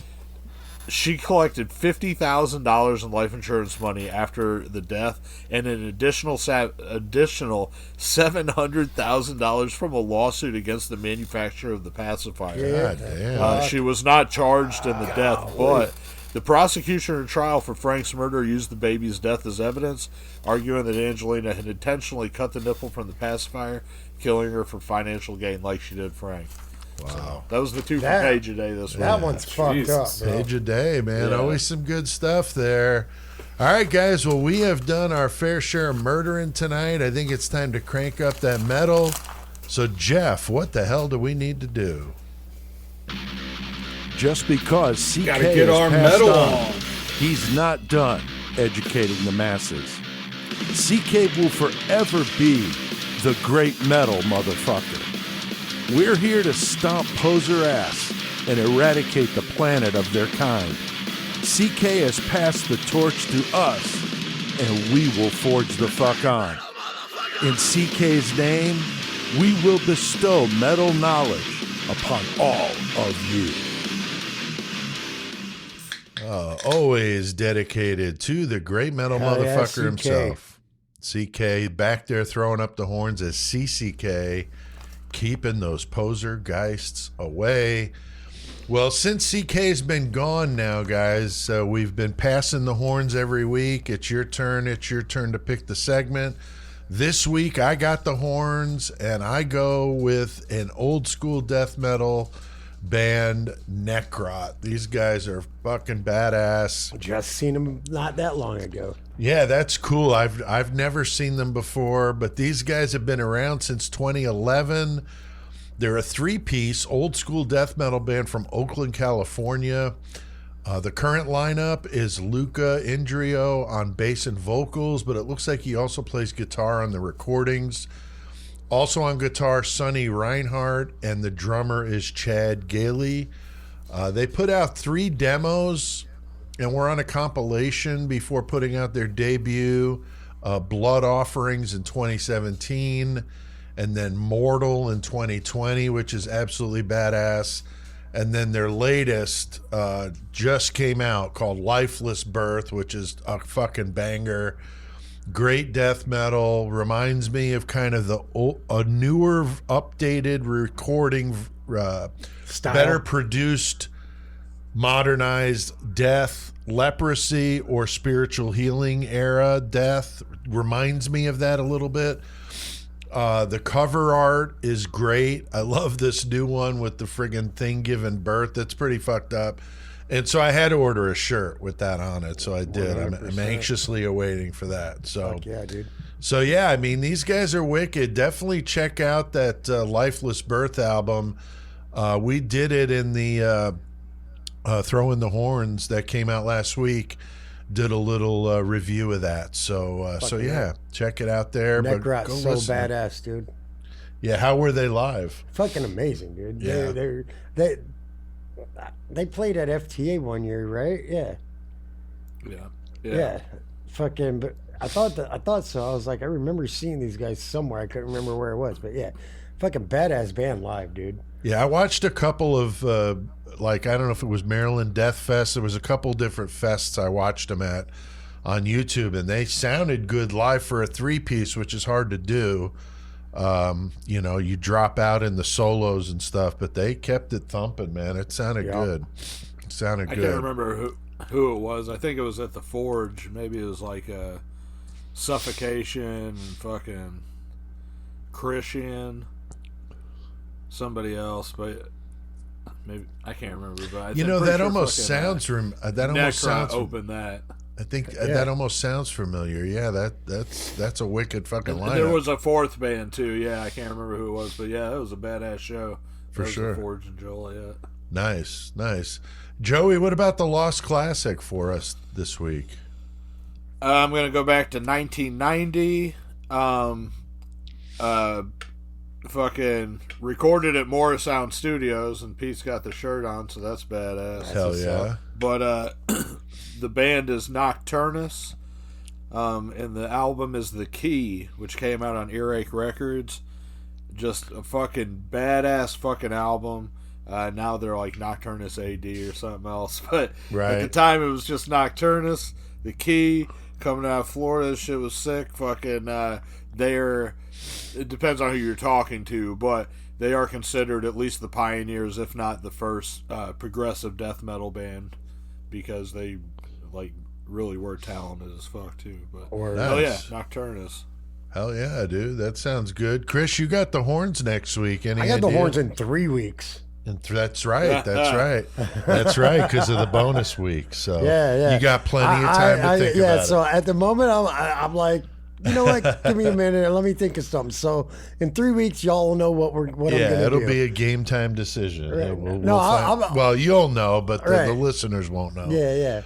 But what have we been listening to lately, Chris? Anything you want to mention? There's so much, dude, that I've listened to. Again, like I listen to so much, but it's not metal. But there's one thing that I do want to mention that the new Taylor Swift. Yes. Were you jamming that? Well, honestly, it's kind of fucked up. That not Taylor Swift, but it's kind of fucked up because I just went through my Spotify. Like, what the fuck have I been listening to? Most of it's podcasts, but one of the girls had my goddamn phone because Paris Hilton's on there. Oh, Jesus. Like, what the fuck? Throwing the algorithm all the fuck all off. the way off. But one thing I did want to mention, that something that I do love to listen to, but Sunday, my oldest daughter had a choir concert in Pontiac. We went there, and on the way back, we stopped by fucking Craig's grave for a minute. Me and Courtney stopped by Craig's grave for a minute, sat there, fucking smoked a couple hitters, fucking drank a beer, chilled out there, talked to Craig for a second. But cool. Leaving there, fucking, I was like, this is that shit Craig loved. So I listened to some Sublime for a little bit because Craig was always digging on the Sublime and shit, fucking. But yeah, I just gonna throw that out there. That's cool. Like, just for the homie Craig. That's awesome. Joey, what about you, dude? What have you been listening to? I've been listening to this band called Spade Ghetto Destruction, and I think the album came out in like '94 on Zoo Entertainment, which was the label that Tool was on. Right. But they were like, they were like fucking like rap hot or whatever, fucking metal rap shit, like before Limp Bizkit, and I always thought that they would have been bigger, shit? But. Yeah, but like they were like Body Count almost, but even more rap to it. But they were just really hard groove metal too. But I think that they just never were as big because they actually were black, which is fucked up to say. Right. I really do think that. Yeah, the bands that came up by adding rap to metal were white boys that made it big, which is fucking kind of ironic and weird, but whatever. So anyway, Spade Ghetto Destruction, if anybody wants to check that out. Also, I was listening to some Nuclear Assault, something wicked. I like that era. And also, I was in a fucking big Downset fucking jam period for a while. With only a couple albums, but fucking Downset from LA, that shit's hard as fuck. Hey, you know what's hard as fuck? Pete's computer almost just died. Yeah, I got the low battery sign. I'm like, what the fuck? Like, what the fuck? The poser guys are strong. I guess. Thank you, CCK, for keeping them away enough. But I've been jamming that Necrot, Lifeless Birth, Bloody Falls. This is a band I found out about from Heavy Metal Philosophy. It's actually a cool idea for a bonus episode. I'm not going to get into it now, but it's a cool story of how they came up with that band name. But the album is called Amartia or Amartia. I'm not sure how to pronounce it, but oh my God, it's killer death metal. Really good stuff. I like those guys. All right. Bloody Falls. And then Cognitive. I like the new single. There's some of their stuff I've heard them categorized as deathcore, which I usually don't like. But fuck, these guys are heavy as all hell. And I'm willing to give it a chance, but it's like on the fringes of what I may or may not dig. But their album before, Malevolent Thoughts of a Hastened Existence, that's a tongue twister, but it's wicked. And then Grief God, one word. The album's called Deterioration. I heard about this from Shane, killer death metal. Not even sure where they're from. I'm losing track. We're listening to so many new albums. Oh my God, it's nuts. But Throw in the Horns, that's the new podcast Shane and I are doing on metal. Throwinthehorns.com will get you to the YouTube page. For right now, there's only a couple because we're just new to this. But the second episode just came out last week. We covered new releases. Like I said, that Necrot, some other good stuff. Shane shared some killer metal news. We did a little Beavis and Butthead discussion because Saturday Night Live did a skit. And more. So it's just kind of a fun but metal discussion. It's like 30 minutes. It was like 29 minutes that second episode.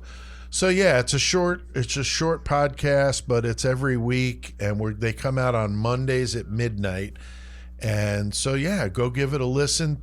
Subscribe, because we've only got a handful of subscribers. This channel's so new. I'll link to that in the description below. Sure. Joey, what about your label and Goremonger? Anything you want to mention? We got, of course, our physical copies of the Murder Metal Mayhem album. Yeah, that's mostly what I'm going to say is fucking grab one of them while they're fucking around. Yeah, I only got a few left. I only got it. Yeah, me too. I'm sending one out to Pena, to Trash Dick. Fuck nice. Yeah, dude. Tomorrow. Fuck yeah. But I think after that, I only got a couple left. But yeah, so hit it up. Yeah, definitely. You can email me, Pete at murdermetalmayhem.com, and I'll get you the information on how to PayPal it to me and all that. Plug the 666 Club, guys. That's our Patreon, so we want to mention it. That's a way you can support what we're doing. Help us out, y'all. We're broke too. $3 a month is all it is. You can get everything early and discounts on merch and cool shit like that. So I'll link to that in the description below. But we have done plenty of metal tonight, guys. So Joey, what the fuck do we need to do? Let's break on through to the Mayhem side. Break on.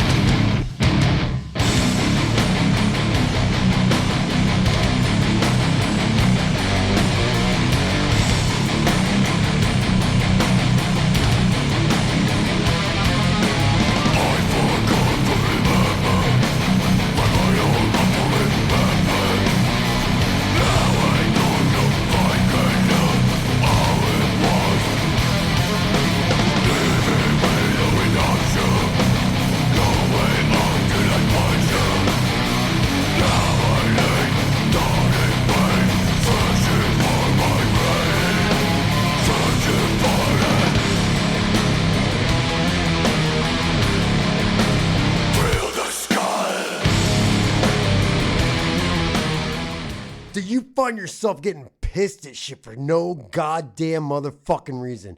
Do you ever want to just kill a bitch? God damn it, you fucking bitch. Here at Benoit Anger Management, we can help you out when you're about ready to fucking snap. Let one of our life coaches help you through that shit, motherfucker. I told you to shut the fuck up. Call us at 800-GOT-RAGE, and we'll talk you down off that ledge and teach you how to get that shit in control before you kill everybody in your fucking family. Benoit Anger Management can fucking help. Shut the fuck up! That Benoit wow. shit, man. That's pretty brutal stuff. A commercial way back in 2019. Seems like forever ago. Benoit Anger Management. You'll get that on that fucking disc if you get it. That's right. You will. And before that was Necrot and Drill the Skull. That's fucking sick. from that Lifeless Birth album I was talking about. So, man, go check it out. All right, Chris, you said you had a little bit of mayhem to share with us. What do you it's got? not mayhem. It's just something fucking funny as shit right. that happened. So Saturday was 420, right? Had a homie. I'm not going to mention. Every day's 420. Every day homie. 420, homie. Shit. It's actually every day's 419. Right. You get a minute jump on everybody else. For real, like I'm on. I get to party 2 days whenever I live here. Right? 9 day and then 420. Yeah, I'm not gonna mention his name, but I had a homie fucking hit me up. I haven't seen in a minute. Fucking hit me up, fucking like, hey, him and his old lady. Well, his old lady actually hit me up and like, hey, we're coming down to Bloomington. Want to come kick it? It's like, all right, cool. We'll be at the house. We got nothing else going on. So me and Courtney's at the house hanging out. Had a couple people already there hanging out. They show up. Well, actually, I was at mom and dad's doing some fucking drywall shit. That was fun. But anyway, they got to the house and fucking get there, and homie's like, it's good hanging out. I brought you something I thought you might want. If you don't want it, it's whatever. You can just throw it away. Motherfucker reaches in his fanny pack, pulls out 2 bags of mushrooms and a bag of weed and throws them on the table. It's like, there you go. I was like, wait, you just said if I don't want it, I could just throw it away, bro? Wow. What the fuck is that, dude? Right? That's funny. So yeah, homie came through on 420 with a gang of shit I was happy about. Wow. Well, we went to that Big Lebowski Fest in Normal on 420. They had a Big Lebowski, like a bunch of there were a few handful of vendors. They had a band playing. They had a beer, like a local beer, Right. as a, London Distillery. I believe so. And then the Normal Brewery, Theater whatever. had the movie play, so Jenny had gotten some tickets for that, so that was cool. Went out and checked out the Big Lebowski on the big screen, That's and what's up. it was yeah. cool. It was good. It was a good time. So Did they have a rug there to bring it all together? they had a costume contest, and there were some really good ones. bet. Yeah, it was pretty funny. It was a lot of fun. That was Trick or Troll. You win as fucking Big Lebowski, right? Oh, yeah. Yeah, I played live as Big Lebowski. Yes, sir. Nice, Fucking nice. right. Yeah, there were some really good ones there. So. That's what's All up. right, well, guys, it's that time, man. We get people fired up. I hear the crowd murmuring there, Chris. They're ready. The bell's shit. going to Ready to ring. go. It's some killer cage match here. And that's where we get a list of 100 killers that we came up with, 100 objects for them to fight with, and variable in the cage, a song playing, and it gets nuts. And we got some listeners again. we want to say thank you to once again. Once again, we have motherfucking Samantha Bang Bang Cram. Hell yeah. Fucking right. Only get shot once. That's all they need. You're alive. Then we got fucking the motherfucking Colin 815 Posse Rogers. Oh, what yeah. up, bro? Fuck yeah. And Mrs. fucking CK, Mrs. Laura Kovacs. The only one. Thank you, Laura. Appreciate you. Yeah, all 3 of you guys. That's awesome. And we got a good one happening in the cage tonight, Joey. What is the matchup ahead of us here? This is going to get interesting. Well, we got Ted Bundy. He might fucking escape from the cage. He might. That motherfucker's slick. Might. And then he's going to go up against fucking the Red Ripper, Andre Chikatilo. Oh, damn. Wow, that should be a good match. And Before I start this, yeah, you gotta give me 1 second. I have to go switch out my bong for my bubbler. I need to clean the bong, so it's like it's fucking up right now. One sec, I'll be right back. That could be tragic. That could be tragic. Fucking right. But Chris, what are the objects we got here? This is kind of interesting. Oh, this dude. one's like super kind of interesting.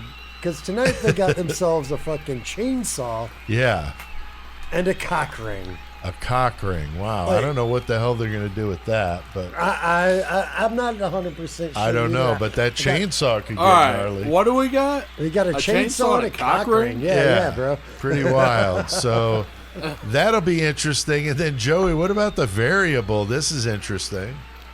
Let me see here. We got a chainsaw and a cock ring, and our variable is Nico Claw after smoking weed with me all day long. Yeah. God Wow, okay. And then the song playing is Dude Looks Like a Lady by Aerosmith Holy fuck. on that custom 666,000 watt Murder Metal Mayhem stereo. So we got Bundy, we got Chikatilo going head to head in a fucking steel cage with a chainsaw and a cock ring. And Nico Clo after smoking weed with Joey all day in the 419, and Dude Looks Like a Lady is jamming. Chris, where do we go from here, man? Man, Crowd I is don't know, fired this up. is fucking crazy as fuck. Well, first of all, fucking Aerosmith just in the background just jamming. That's just music going. Has nothing to do with anything. Meanwhile, fucking Nico's back there. I don't even know. Hey, Nico, I ain't talking shit about you, brother. I don't even know if Nico smokes like that or not. Yeah, I don't know. But you be fucking hanging out He's with gonna Joey. be baked. You be hanging out with Joey. Joey's just sitting there like stove wife, bowl, hitter, bubbler, bong, bowl, stove life, go, go, go all day. So Weed gauntlet. yeah, weed gauntlet like a motherfucker. So Nico's probably just, like I said, I don't know if Nico smokes like that. Right. So I'm guessing Nico's just like, I can't even move, bro. Yeah, he's comatose. Can't man. even fucking move.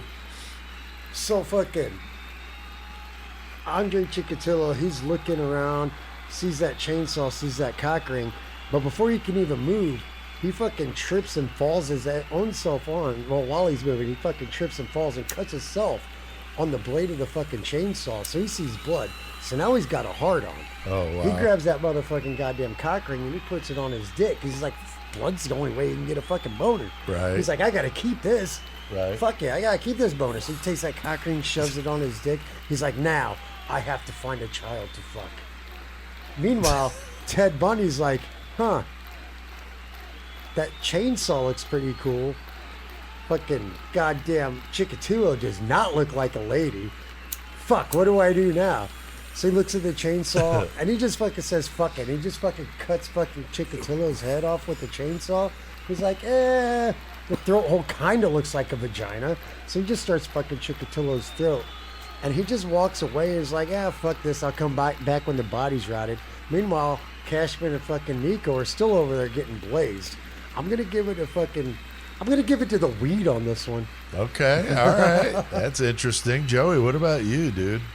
That was because it was our 420 episode. There you go. Yeah, That's exactly. right. That's right.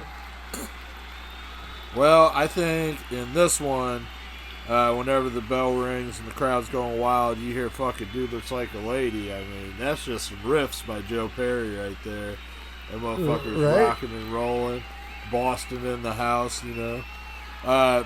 Ted Bundy, he's like, look, man, I ain't got no fucking time for this shit. I'm too smart for all this goddamn bullshit you're trying to fucking put on me. He looks at Chikatilo. He's like, this fucking guy, he can't even fuck with me on any kind of level. I will Right. fuck this dude up. Word. Chikatilo somehow starts looking at him and glaring in his eyes and saying some bullshit in Russian, and all of a sudden Ted Bundy almost wants to fucking heed his commands. He was like, whoa, what just happened there? That was some crazy shit. And Chikatilo's just sitting there smiling and looking at him, and dude looking like a lady, like a motherfucker. Nico Clo, he's sitting over there just, he's like, man, this is such a clusterfuck of motherfuckers that don't know how to talk to each other, and our language barriers are so bullshit. And Nico Clo's like, I don't even know about smoking weed. And bro, if Nico ever came to the 419 and hung out in the 419, bro, he would make some money, because I bet there's all kinds of like old witch bitches and Yeah. Oh, yeah. no, I'm not trying to say witch bitches, because that's me. You know what I'm saying, but like Right. real witches and shit out here, and other fucking people that are like Loved. really into dark shit that Love that shit. would come out to see that. Yeah, man. Yeah. So anyway, so back to the cage match. Nico's like, I am high as fuck. I don't even know what I'm looking at, much less what I'm listening to.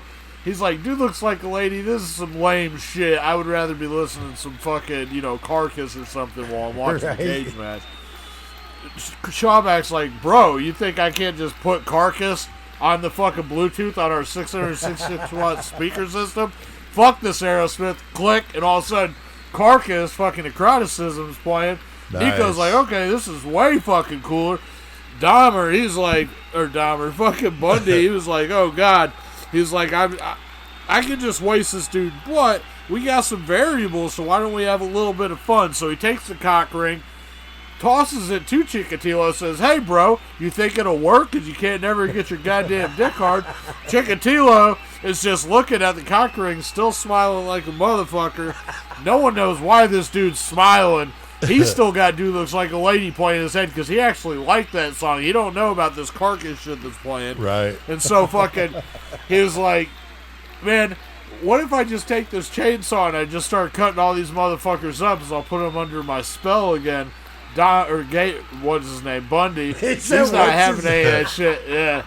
By the time the fucking Chikatilo turns around, Bundy's fucking gone. Fucking escaped. Don't know where he's at. Fucking Chikatilo don't have no time for the foot chase, so he takes the cock ring, puts it on his cock and balls, looks around. The only person he sees is Nico Clo. He's got the chainsaw.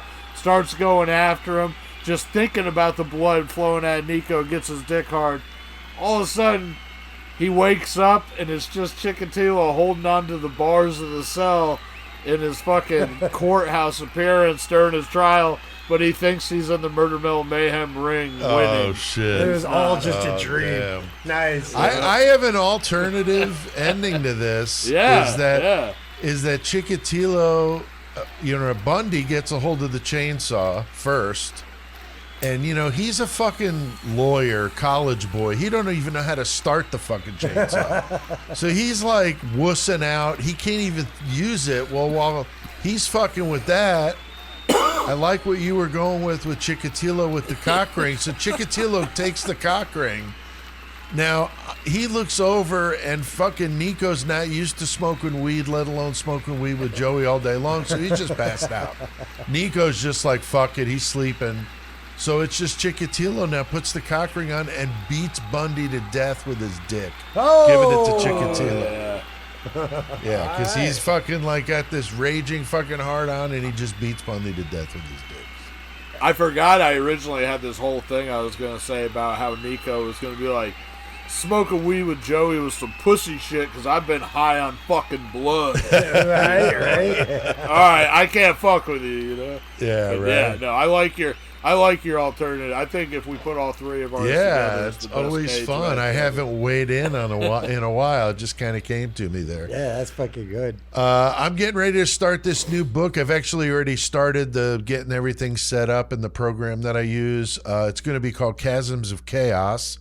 It's going to feature 2 short stories from each of my 4 collections. It's going to have a brand new short story I'm writing called Whistling in the Graveyard. And then the first chapter of my novel that I'm getting ready to start as soon as this is done. I got Brian Usual lined up to do the cover art. Always good work, man. Yeah, Brian is wicked. He's done all of them, but the one Joey did. Joey did Creation of Chaos Volume 2. And it's funny, Joey, and every time I do appearances, everybody really likes that cover. They're always like, oh, that's cool, because it's different than the other ones. It's different. Yeah, it's super cool. So, yeah, I'm excited about it. The grandkids babysitting will be over in about 3.5 weeks. So, fuck them kids. No, I love having them over, I know. but I'll have my afternoons back. So that's where I'm going to find the time to do this. Chris is trying to pull out his Patrick Kearney. Yeah, there you go. Whoa. So, oh boy, don't you dare change that fucking remote, son. Give me the remote back. So yes, you can order my books at PeteAltieri.com. I'll link to that down in the description. But I got the web store secure. You can get all my stuff there, and the Murder Metal Mayhem stuff. It's in the same store as well. So you could go shopping and whatever and get it right out to you. All my books come with a poster and a bookmark, and I sign them all. All right, well, we have done plenty of mayhem tonight, so let's hit that outro.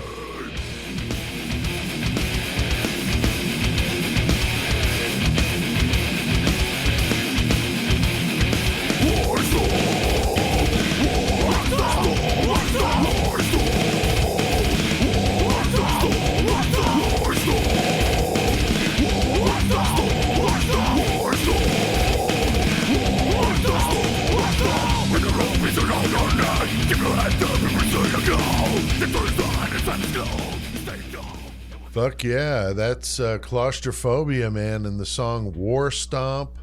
Those guys are badass. Definitely go give them some love. Haven't heard that before. That was the first time for me. Yeah, those guys are really killer. I played them a couple 3 months ago after I first heard of them. They're really good. I think they're from Brazil, but they're amazing. Thanks to Jeff for Huge coming thanks on. to Jeff, dude. Yeah, love having Jeff on. Hi, Love Jeff. getting him involved.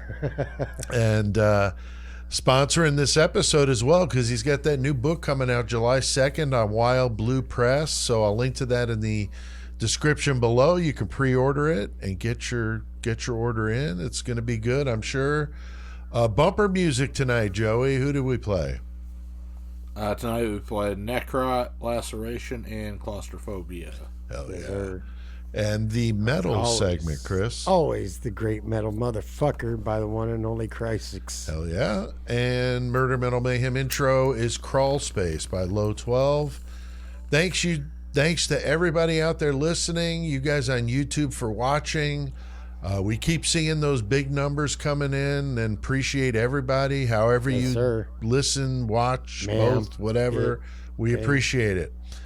Tell your friends about it. Spread the word. And Chris, why don't we read some comments? Yes, sir. First comment we got right here is Joe the Killer 68, which I think he's commented before, honestly. That sounds Maybe. very It sounds familiar. like somebody from Goodfellas. Wasn't there Pete the Killer? Wasn't it Pete the Killer, Joe? Yeah, something like Yeah, that. Pete the Killer. But Joe the Killer, maybe he was his fucking cousin. I don't know. But he says that flower pot killer dude was fucked up. I used to work in landscaping as a younger man, and I always thought there were a lot of ways to get rid of a dead body doing that. I mean, bro. Yeah, I mean, it makes sense, It right? makes a lot I of mean, sense. I You're was when digging I holes read up- this, I was like, "Oh Yeah, fuck no!" You're man. digging holes all day. Right. I get it. But it also says, I really like when you guys have Shane on. His accent is great, and he adds a lot to the podcast.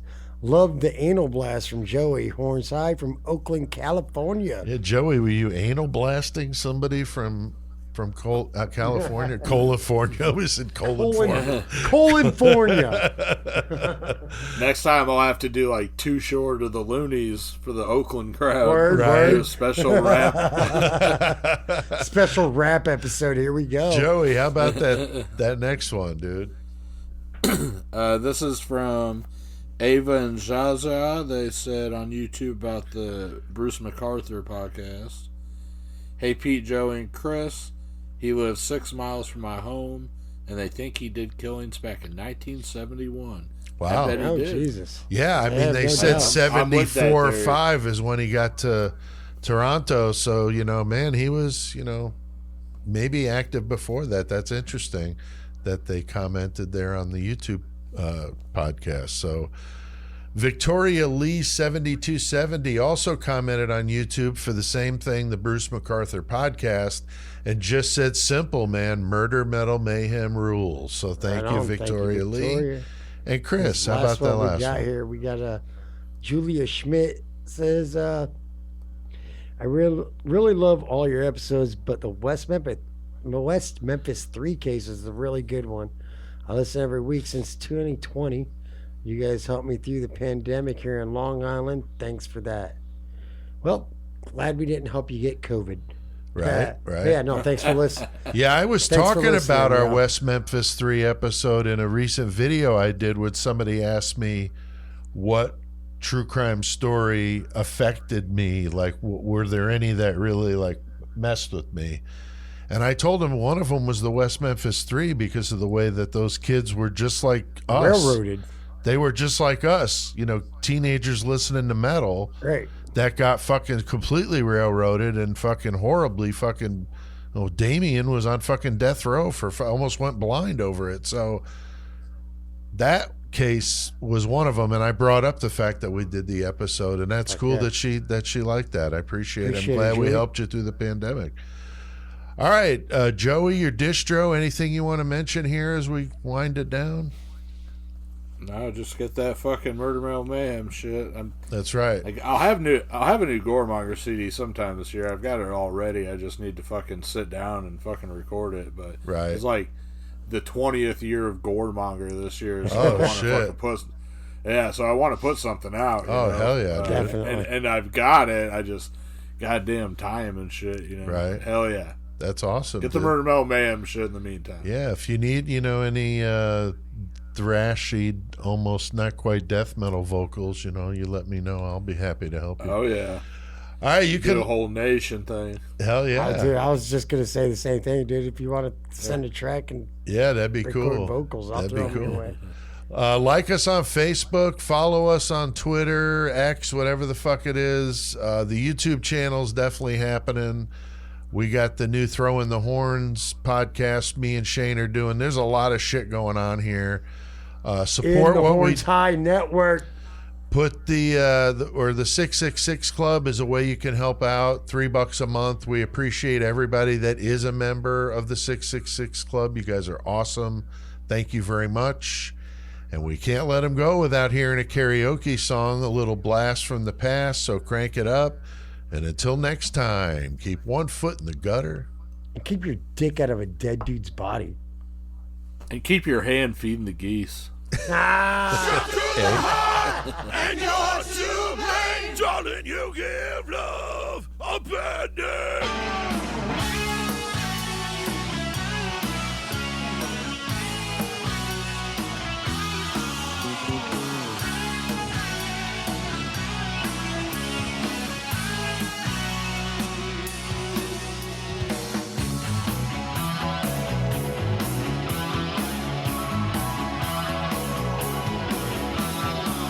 Your smile is what you sell. You promised me heaven, then put me through hell. Change of love, got a hold on me. When passion's a prison, you can't break free. Oh, you're a loaded gun. Oh, there's nowhere to run. No one can save me, the damage is done. Shot to the heart, and you're to blame. You give love a bad name. I pay my part, and you pay your game. You give love a bad name. Yeah, you give love a fucking bad name.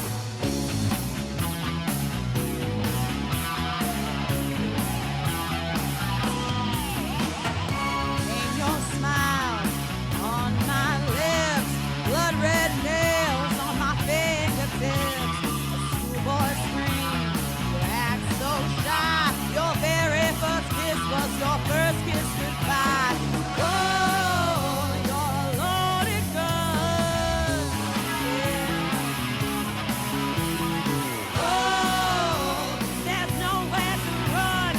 No one can save me. The damage is done. Shot through the heart, and you're to blame. You give love a bad name. I pay my part, and you play your game. You give love a bad name. You give love.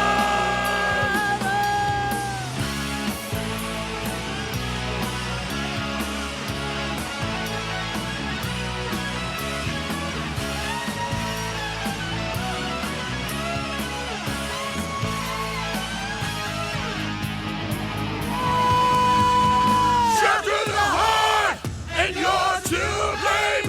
You give love a bad name. I pay my part, and you play your game. You give love a bad name. Shot through the heart, and you're to blame. You give love a bad name. I pay my part, and you play your game. You give love a bad name. You give love. You give love a bad name. You give love.